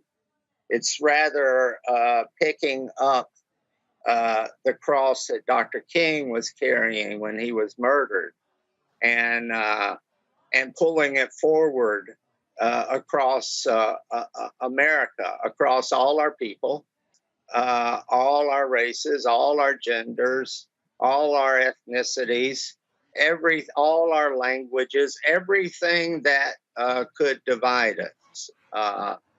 And this, one could argue, is the most noble task of humanity, is to unite the victims of oppression. Have you been surprised at the reluctance of the Biden White House to meet with not only leaders of the Poor People's Campaign, but also affected workers? Reverend Barber and Reverend Harris said, look, you can't just meet with us. You got to meet with actually affected workers. And this administration has just simply been unwilling to set that meeting and make it happen. Well, yes, and it's sad and it's wrong and it's foolish. I'm a big supporter of the president.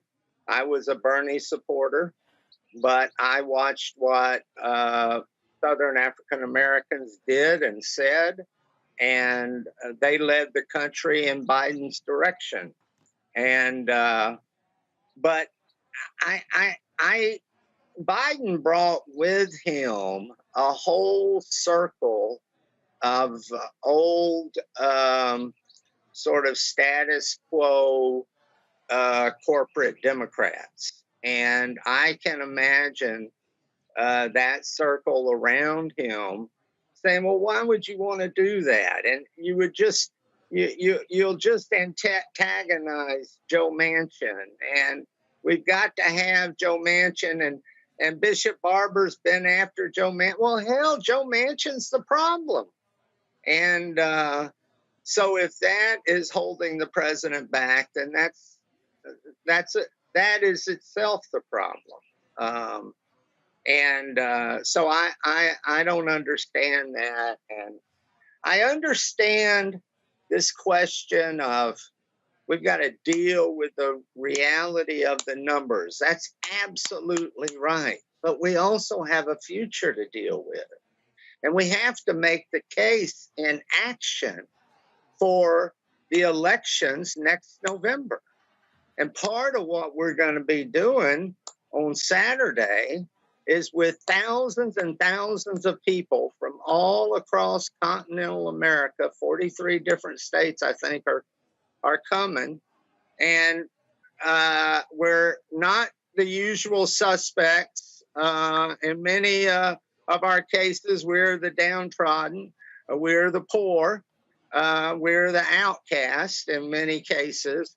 But we're coming to provide a different vision for the election in November. We're coming to say, this is what we intend to talk about. And this is what we're going to talk about when we're on the street campaigning. And we expect you to take up each one of these issues, from ecological devastation, including environmental racism that we're dealing with here in this all across West Virginia, but right now with a foreign corporation called Rockwool that is literally poisoning our county.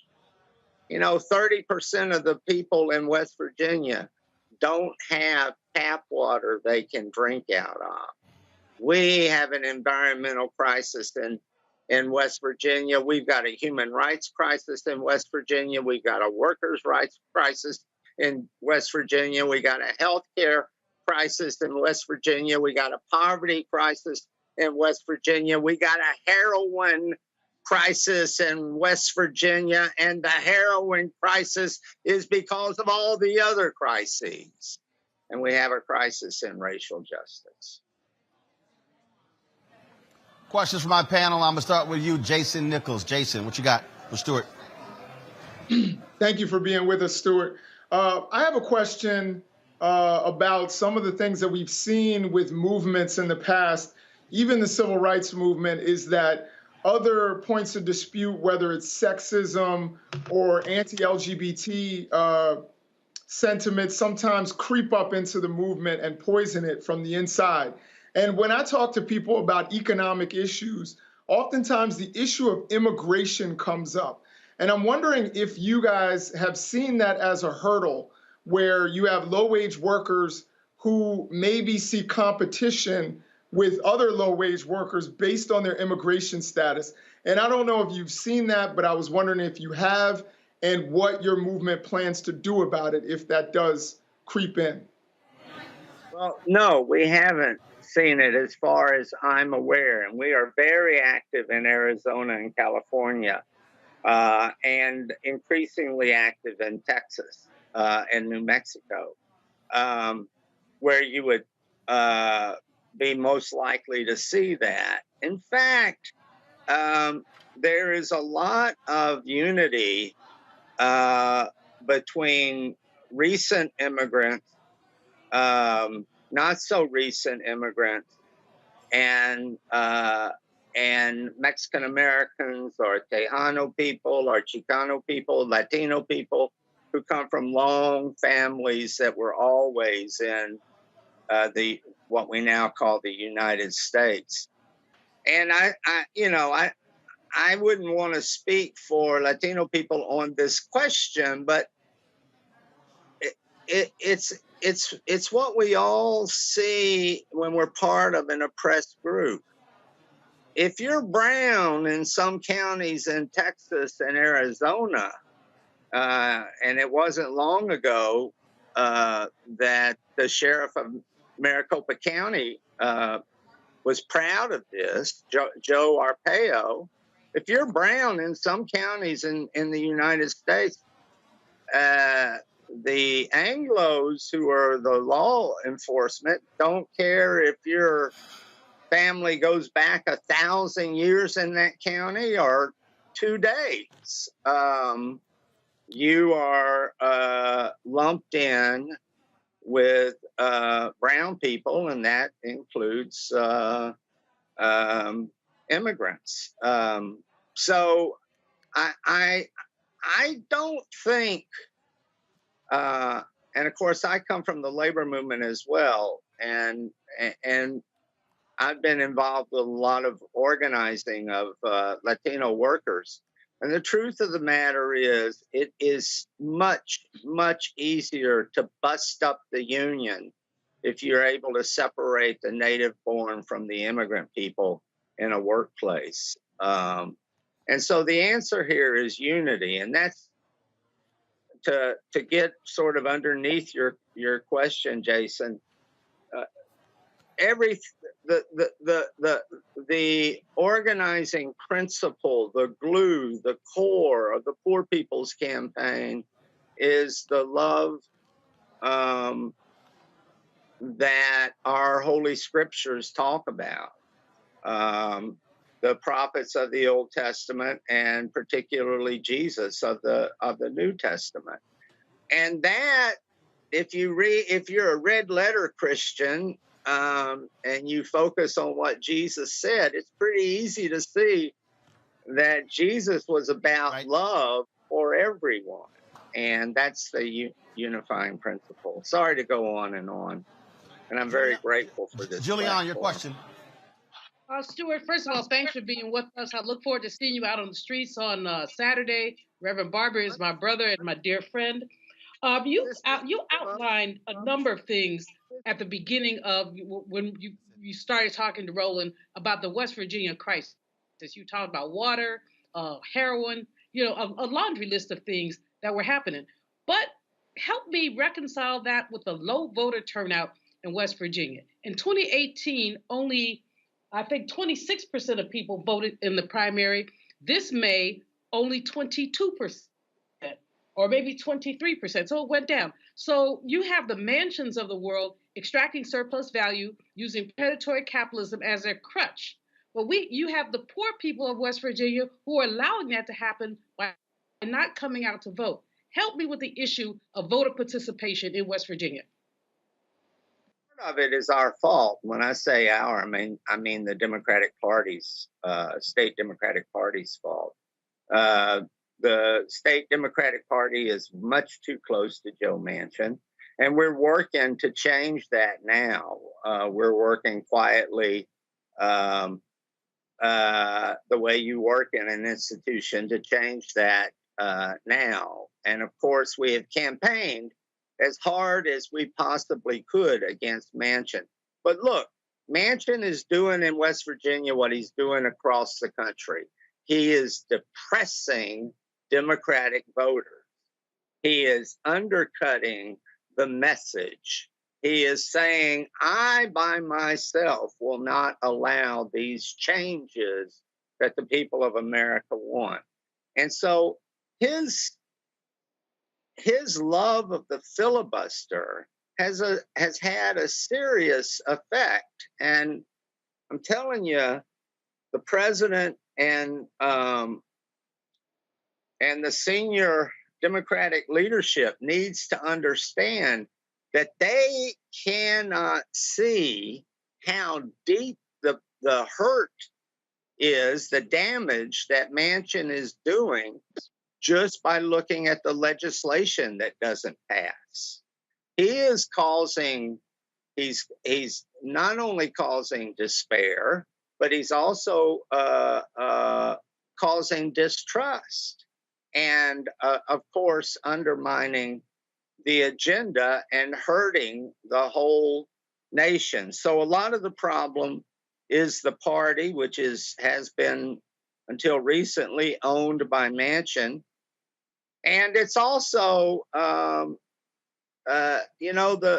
state, for a lot of reasons, is not well organized at the grassroots. Of course, the United Mine Workers were a wonderful and powerful union and a powerful force for progress in the state. But there are very few underground coal mines left, and almost none of them are union anymore. And so we've lost that advocate for justice. And so, we work at it as we can, but we're building from our senior groups, we're building from our churches, we're building from our Quaker meetings, we're building from our NAACP chapters, we're building from where people who cherish the common good and believe as Woody Guthrie once said, there's only one definition of God in the Bible, and that is God is love. And so we're taking where people. Stuart, I'm running out of time. I got to go to Jeff, the Reverend Jeff Carr, with the final question. And so, Jeff, go ahead. Sure. Thanks, Stuart, for your work, man. Thanks for everything that you're putting out into the world. And thanks for just being on the ground. About 3 years before I was born, Dr. King got a Nobel Peace Prize, and he said, there's nothing new about poverty. What is new, however, is that we now have the resources to get rid of it. Dr. Jason did a good job of talking about how issues can get conflated. And when we talk about what Dr. Malveaux would call predatory capitalism, how do we, as we move towards seeing success in the poor people's movement, how do we keep success from being measured by predatory capitalism? In other words, rewarding a few people who eventually get the success and then them continuing to forget about the people at the bottom. How do we keep that from being mixed up as a measure of success for the movement? Well, that is. Stuart, I got about 60 seconds for a response. If I got to go to a break, go ahead. In a country that worships wealth and that rewards the worst amongst us with power and more wealth, that is the question. And we have to connect with one another and with the human spirit at a very basic level. We're all in this together. We are all either going to leave a healthy climate and earth to our kids and grandkids, or we're not. We all are going to have to answer for whether we love one another. And as Jesus said, we'll be judged by how we treated whatsoever we did unto the least of these, we did unto Jesus. What a blessing to be with y'all. Thank you so much. What an honor to be on Stuart, I appreciate it. Malveaux.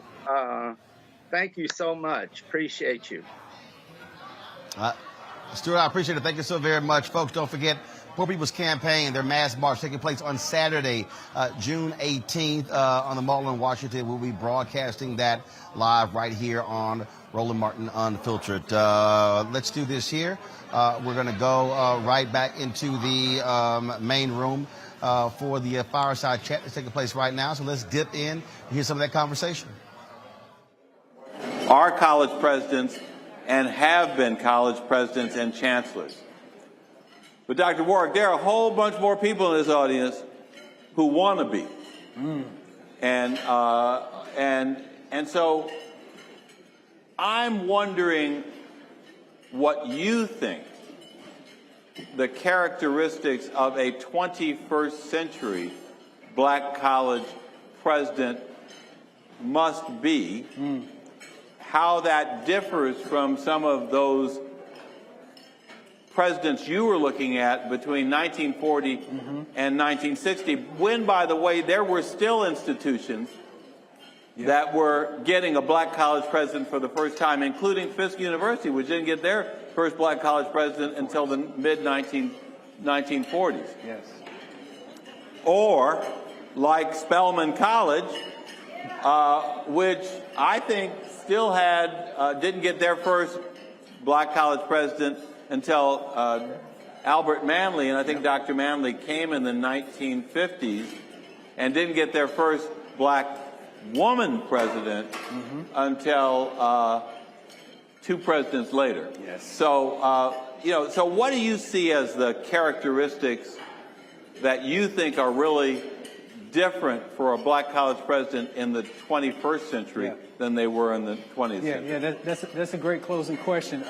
Let me take a point of privilege and talk about some things that I think are the same, and then I'll say some things that are different. Okay. First thing that I think is the same, critical, based on history, is that it's for academic leaders, presidents, to understand history, right?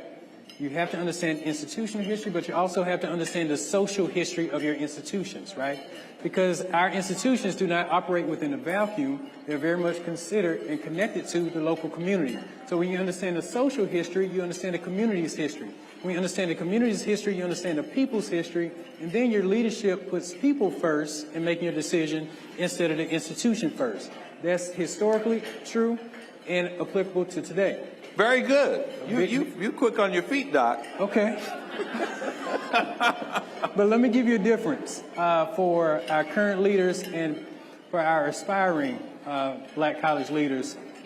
And it certainly has to do with technology and how fast you have to respond to the issues today compared to in the 1950s and 1960s. It's one thing for something to happen in the 1950s and 1960s and try to beat the evening edition of the news, right? You got a few hours to figure something out, or the next morning newspaper. Now, you're a tweet away from going viral where you're in a meeting and don't even know what's happening. And you've got to be able to be connected in a way, and understanding of the way of how to respond quickly, but also with the same level of care that those presidents have had in the past. And that's a big challenge. But if you're not thinking about how to be quick on your feet, right? How to have a meaningful response that really puts what it means to lead a black college forward, but how do you do that in every variety of way that may come up, especially based on technology today? So if you're thinking about being a leader, aspiring to be a leader today, technology and how fast things move and how interconnected we all are is something that has to be in your forefront. And if the pandemic hasn't shown us anything over the past couple of years, it's just how interconnected and how impact we all are with each other. Well, that's a great answer. And what, as you were giving those answers and immersing your response in the actual history of black college presidents and the way they've had to address the issues of their time, I have come to the conclusion that one of the elements that we're missing as we do our onboarding of new presidents, as we... How about sushi? I just had sushi for lunch yesterday. How about tacos? Automatic emergency braking, one of 6 advanced safety features standard on every 2022 Chevy Equinox. Find new technology. Find new roads. Chevrolet. On A Next A Balanced Life with Dr. Jackie, we're talking all things mental health and how helping others can help you. We all have moments where we have struggles, and on this week's show, our guests demonstrate how helping others can also help you. Why you should never stop giving and serving others on A Next A Balanced Life here on Black Star Network. Hey, I'm Arnez J. Black TV does matter, dang it. Hey, what's up, y'all? It's your boy, Jacob Lattimore, and you're now watching Roland Martin right now. Stay woke.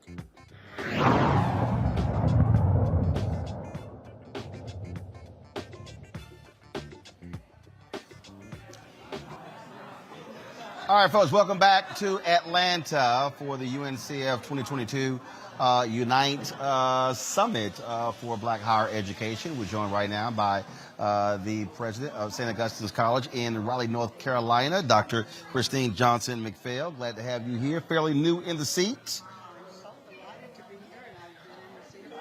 Just hold up a little bit. Delighted to be here, and I've been in the seat about 14 months now. So when President Biden came to North Carolina A&T, he talked about the amount of money that various HBCUs had gotten, and it wasn't just public institutions, it was private schools as well. I was talking to Dr. Michael Lomax and Dr. Walter Kimber about this, and so how did y'all get through that COVID period and the difficulties that many universities were facing?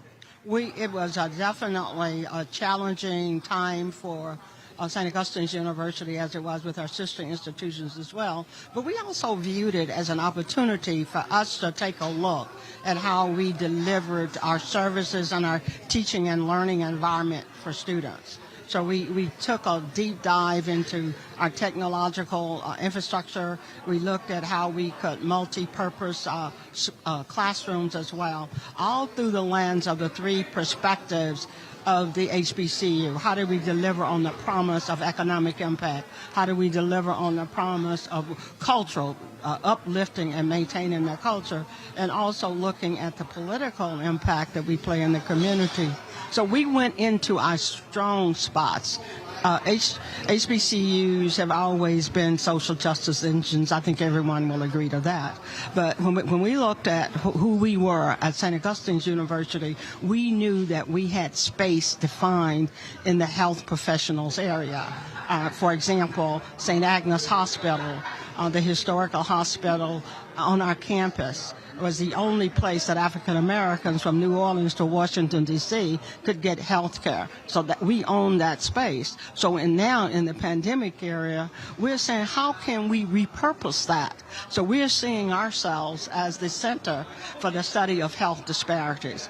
How do we look at that? We can become who we are legacy-wise, but also define that space contemporarily. And we're looking at being the place to go to if you want to know about health disparities for African Americans, and also being that workforce pipeline in the pre-health professional education space. I've talked to any number of presidents who have lamented the lack of alumni giving. Folks talk more than they give. And in talking with folks, the average is around 5%. Claflin is the highest of all HBCUs. There's some that are in the 2 to 3% range. Right.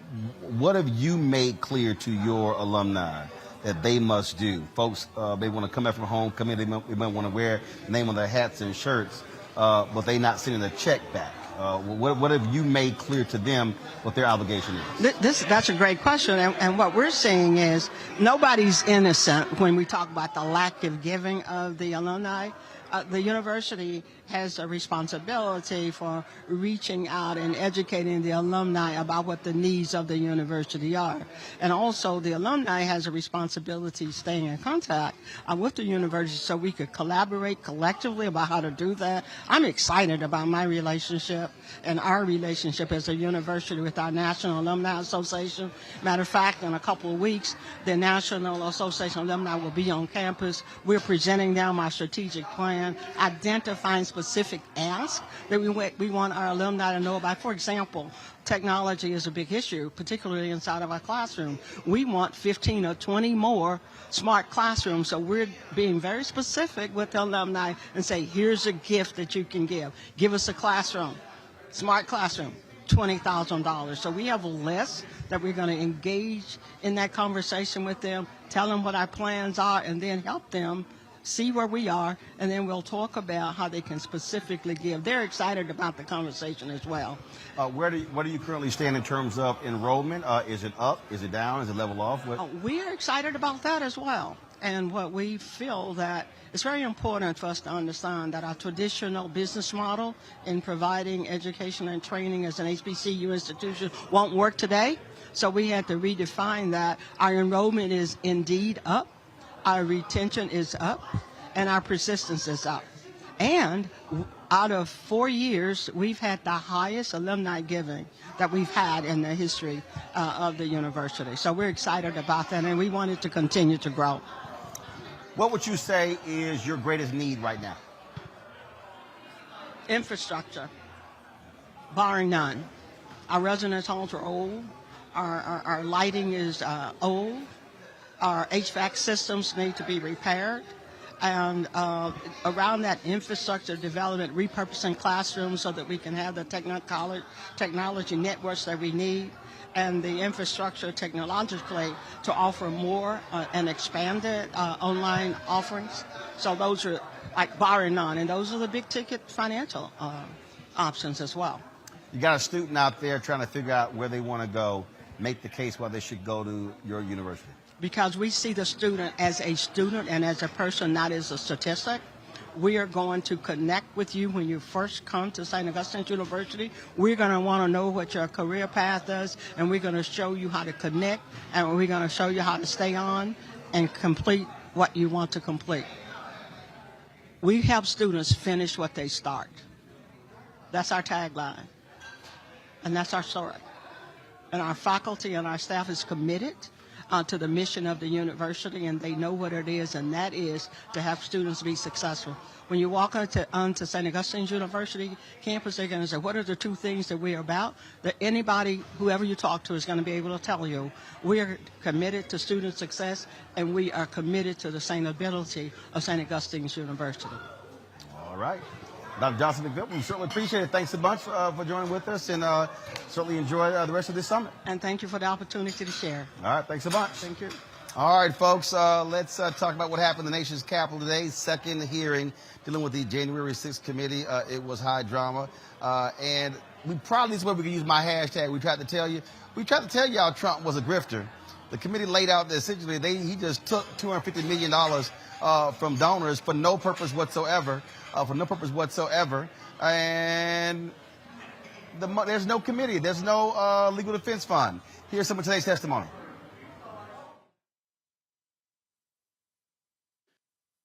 My colleagues and I don't want to spend time talking about ourselves during these hearings, but as someone who's run for office a few times, I can tell you at the end of a campaign, it all comes down to the numbers.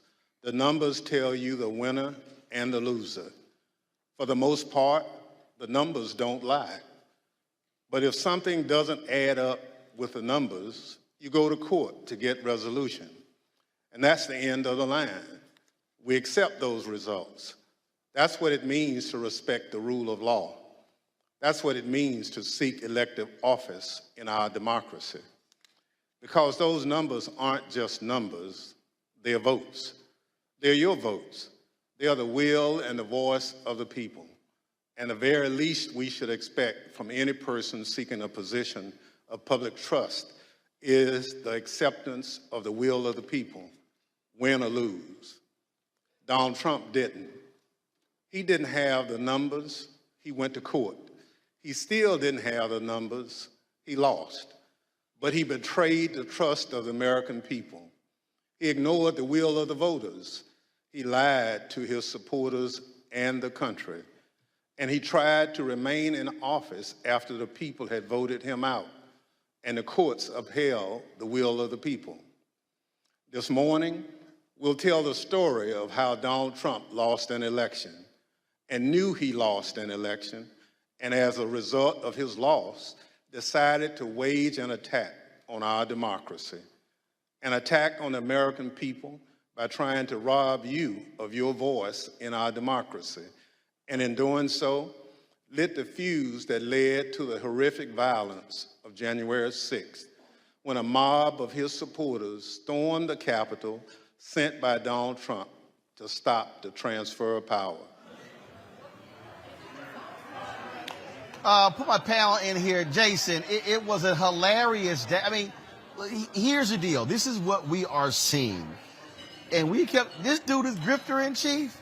I mean, all these Fox News people, they're whining and complaining about the committee hearing. It's Trump's own people who are sitting here blowing out his lies. It's his own people that are making it clear that he was the one who was delusional. You can yell, holler, and scream that this is liberals. No, this is his own people.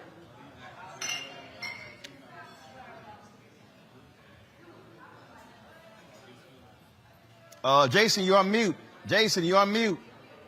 Jason, you're on mute. Sorry about that. Man, I was just really into it. See, look at you, University of Maryland. You can't even work the mute button. Go ahead. Okay. No, I'll just say that, the interesting thing about the Fox people is that they're all wrapped up in this. They were the ones texting him knowing it was wrong.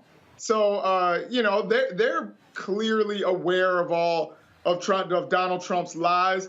And, when you look at all of the things that have come out, Bill Barr basically saying, of course, we all know he said that it was all BS, but Bill Barr also throwing water on Dinesh D'Souza's film, the 2000 Mules, which, by the way, I also threw water on when I interviewed him on my podcast, showed him, and even my conservative counterpart was like, this doesn't add up.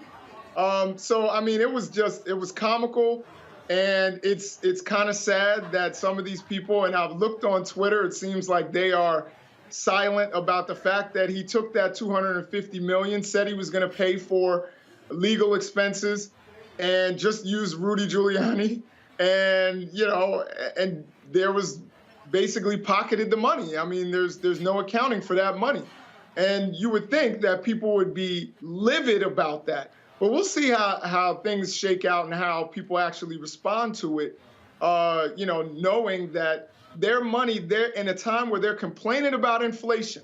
They're complaining that they can't actually fill up their gas tanks. We all are. But yet, they gave their hard-earned dollars to Donald Trump, and he pocketed it, a guy who's worth billions. So I'm wondering how those people in West Virginia will be able to deal with that, with knowing that.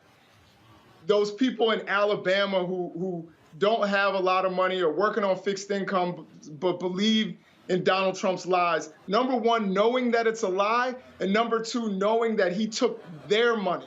The billionaire Manhattan socialite took the working class guy in Alabama and in Mississippi, took their money and basically grifted them. We'll see how they react to this. Look, Jeff, I said point blank, if you were dumb enough to send any money to Donald Trump, you deserve to get ripped off. If you were that stupid to send that fool any money for a legal defense team for no reason whatsoever, okay, he lost the election. And these idiots are running around saying, oh, the Dominion machines lie. I mean, we had lie after lie after lie. And the thing that got me the most, his own people were afraid to tell him, like, well, no, sir, I just disagree. Nobody had the sense to say, Trump, shut the hell up. You sound like a damn fool. You lost. Well, he got rid of the people who were trying to tell him that it was idiotic. Bill Barr testified to that. Bill Barr's testimony was so full of expletives that they just had a continual bleep button because he told him that this was not going to work. But as Dr. Jason said, he started turning to people like Rudy Giuliani. As far as the people who supported Trump in this grifter scheme, I think about the song from DJ. It's hard out here. for a pimp when he's trying to get this money for his rent. And these people out here are buying it hook, line, and sinker. I talk about it all the time. There's a difference between fact and belief.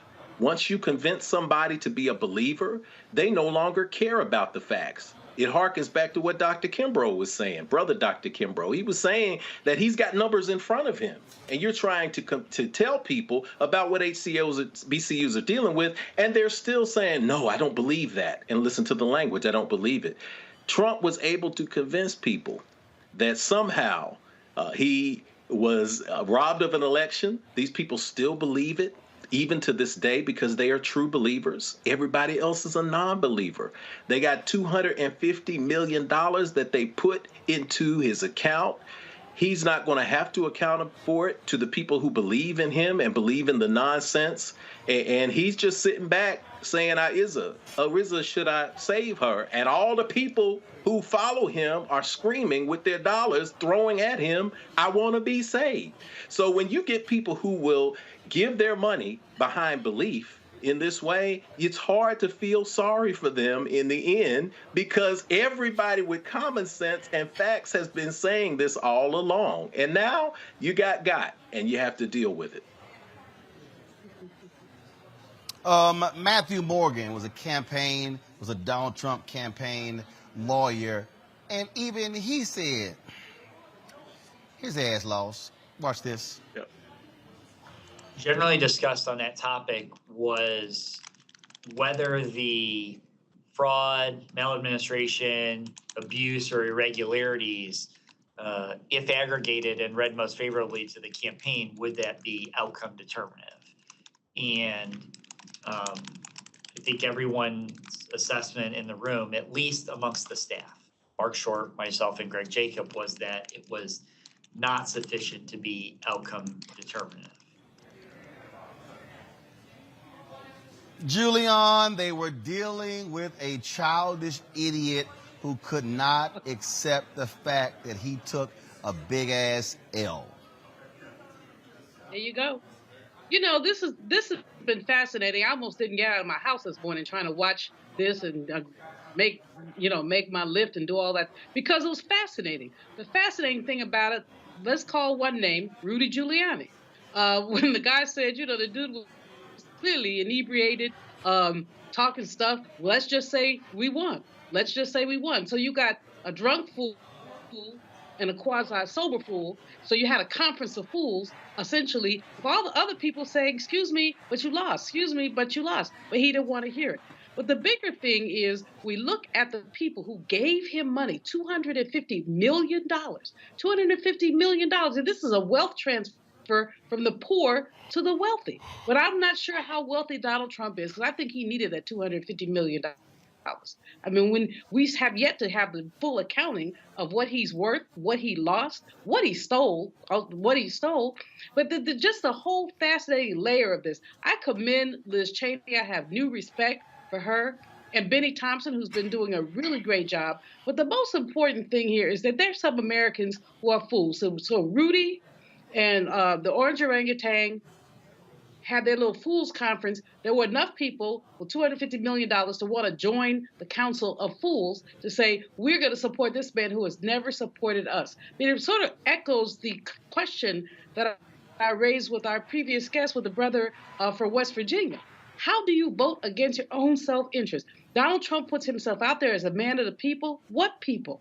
The fact is that, you poor white people, he's not going to have his grandchildren playing with your children. He's not going to have you at Mar-a-Lago. He looks down on you. He has commodified you, and he has taken whatever he can from you.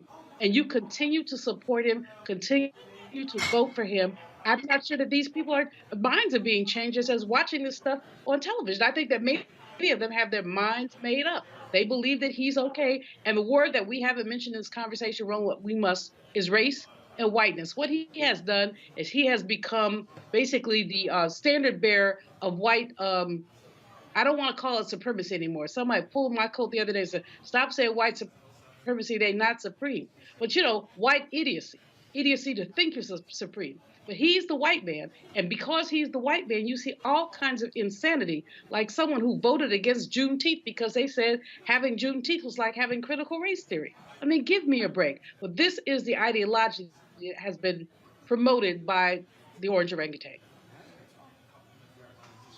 But Jason, Jeff, and Julian, and this will be the final round of questions here. The thing that as I'm watching this, and I get it how they are structuring this. It's now coming across if it's a second impeachment, and I get how they are methodically laying this out, but I still believe that one of the biggest mistakes is making January 6th all about Donald Trump and not the fact that you have an entire party, you have more than 150 House members. You've got U.S. Senate members who went along with this, who were very much involved, and those folks are still in power. If you keep trying to make this just about Trump, Jason, it isolates him from the other individuals. When what we're dealing with January 6th is an entire party apparatus that now is beholden to the obscene craziness of this delusional man. I couldn't agree more. And, I think Trumpism in some ways is outgrowing Trump. When you look at some of the primaries, of course, the primary in, I believe it was Tennessee, the primary certainly, or Nebraska, I'm sorry, and the primary that we saw in Pennsylvania, where, his endorsements weren't working. He got booed on that tour with Bill O'Reilly. I think Trumpism is starting to outgrow Trump. And I think though, that this committee is building up to this. They're going to talk about the 10 or so GOP House members, and I think even maybe Senate members who were looking for preemptive pardons from the president, from the former president. So I think they're going to build up to make this bigger than just Donald Trump, but also to show that he is the orchestrator.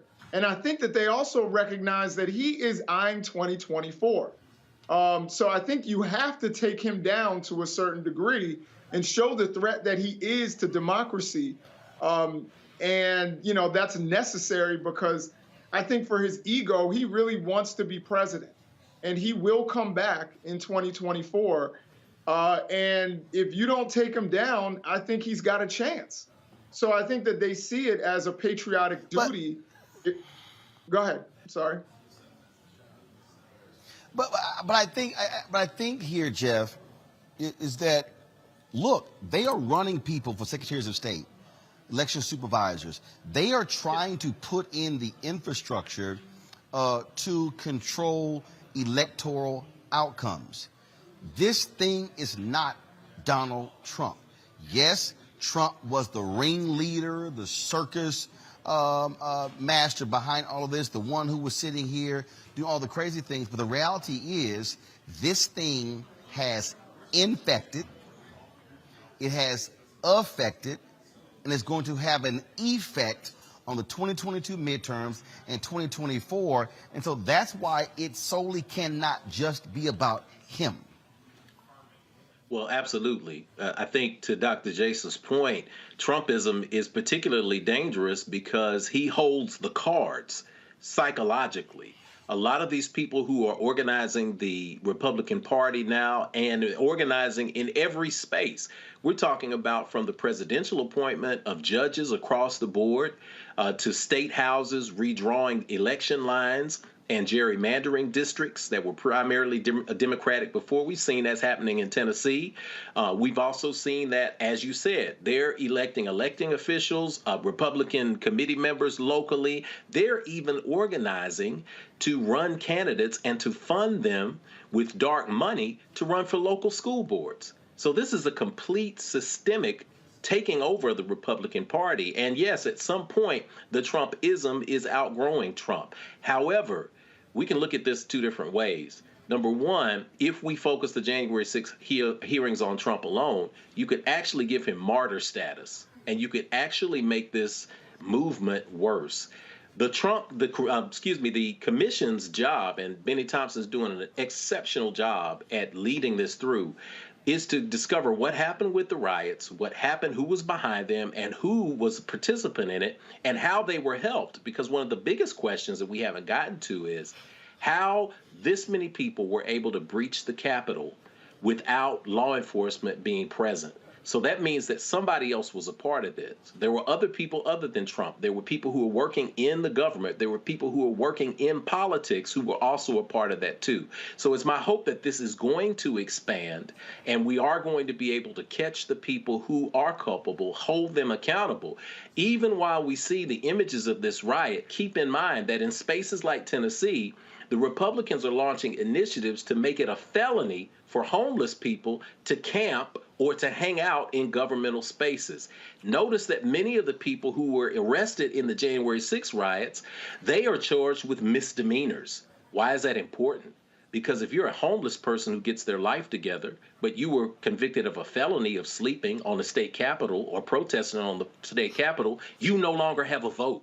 Meanwhile, many of the images and the faces that we see represented in this riot, because they're charged with misdemeanors, they will be able to vote and hence look toward 2024. So it's a delicate balance. We want to make sure that we don't turn Trump into a deeper folk hero with the people who believe in the Trumpism, and then we were able to, at the same time, share the blame, share the responsibility, and convict everyone who had a role in making this happen.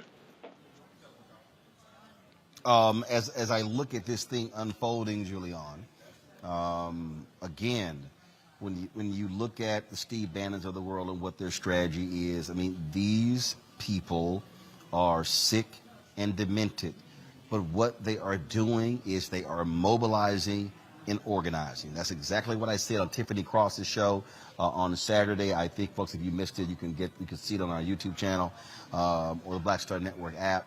But that's where they are. And you can watch this, and folks can be tweeting about it and posting about it. But the reality is, we're going to have to understand that these folks are playing for keeps. They're not joking around, and we've got to be there as well. Roland, it's a mistake to think of 2016 election as the beginning of Trump. I think we have to go back to 2008 and look at the election of President Barack Obama as the beginning of Trump. Gotta go back further. Gotta go back further. I agree with you. Gotta go back further. I want to start. Oh yeah, Trump is nothing more. First of all, Ronald Reagan was simply an outgrowth of black success in the 70s. And he ran on a white nationalist platform as well. Donald Trump is simply a continuum in this whole thing that I call white fear. But you're absolutely right. It was the election of Obama that actually caused these white people to go, oh my God, America is changing. Demographics are changing. And so, absolutely. And Donald Trump is their great white hope. He is their Jerry Cooney to Larry Holmes. You know, he precisely is exactly that, and he's been that, and he's played that. Remember him coming down that escalator, whatever it was, talking about Mexicans, calling Mexicans rapists. He has used the race card throughout. He's used it throughout his career as well, even as he sucked up and grinned at black people. I met Donald Trump actually at a party for Maya Angelou that Oprah held in Florida. And it wasn't at Mar-a-Lago, but it was somewhere. And he was there, grinning and smiling. But, you know, he's always used black people, black symbols to get access. But he has never been about black people. We know that. We know all of this. But here's what we don't. One thing I want to say to Jason, you say that he's doing this stuff for his ego. Jason, he's doing this stuff for his pocketbook. I mean, he has figured out a way to make money out of politics. The $250 million is just the tip of the iceberg. Praise the Lord to Tish James.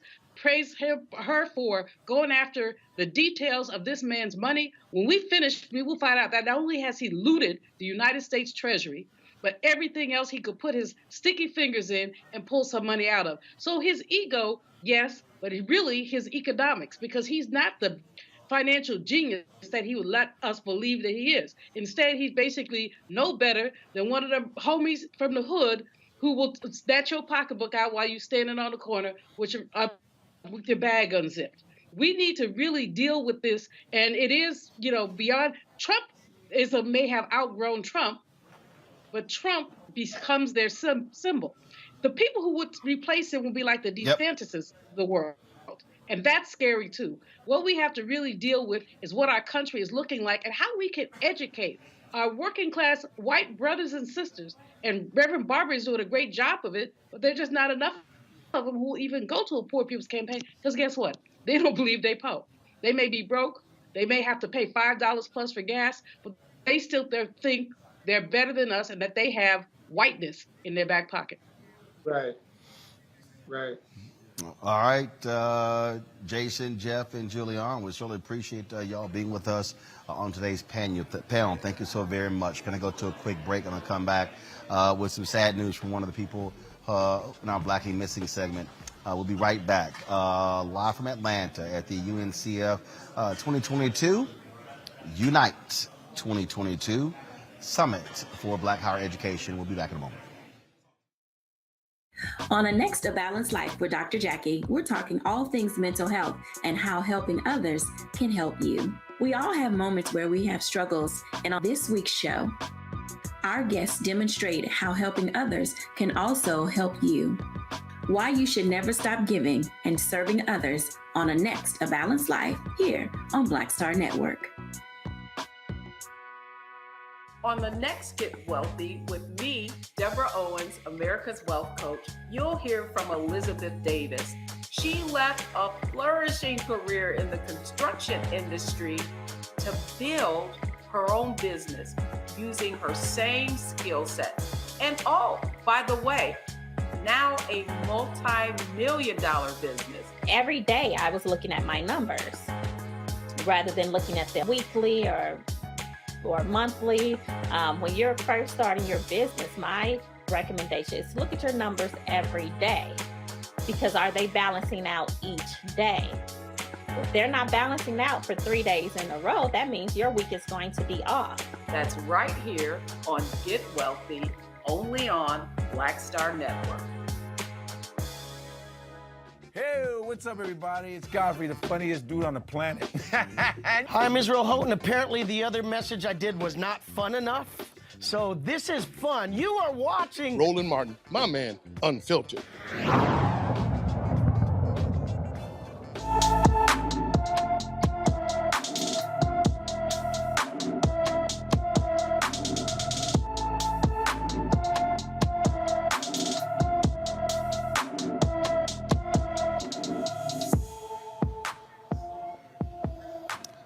Alicia Lily Bruce has been missing from Fluvanna, Virginia since June 11th. The 16-year-old is 5 feet 6 inches tall, weighs 130 pounds, with black hair and brown eyes. Alicia was last seen wearing a light-colored sweatshirt and shorts.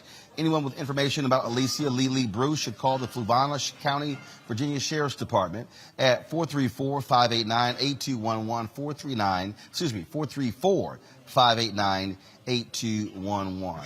Folks, we have an update about a previous black and missing we told you about last month. Police in Houston, Texas, believe that 24-year-old California native Felicia Marie Johnson, who went missing on April 15th of this year, is dead. Murder and tampering with evidence charges have been filed against Chukwuebuka M.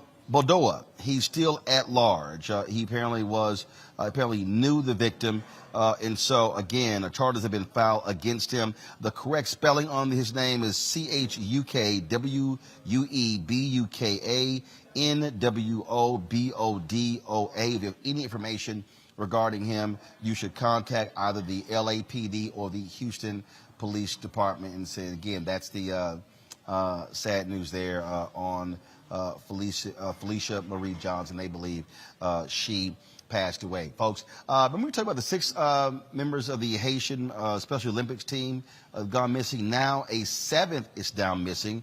25-year-old Louis Jacques Wilgens was last seen on Saturday at the Disney All-Star Sports Resort around 4:30 p.m. He was scheduled to fly back to Haiti on the following Sunday. He was last seen wearing red sandals, blue jeans, and a white Special Olympics shirt with Haiti written on it.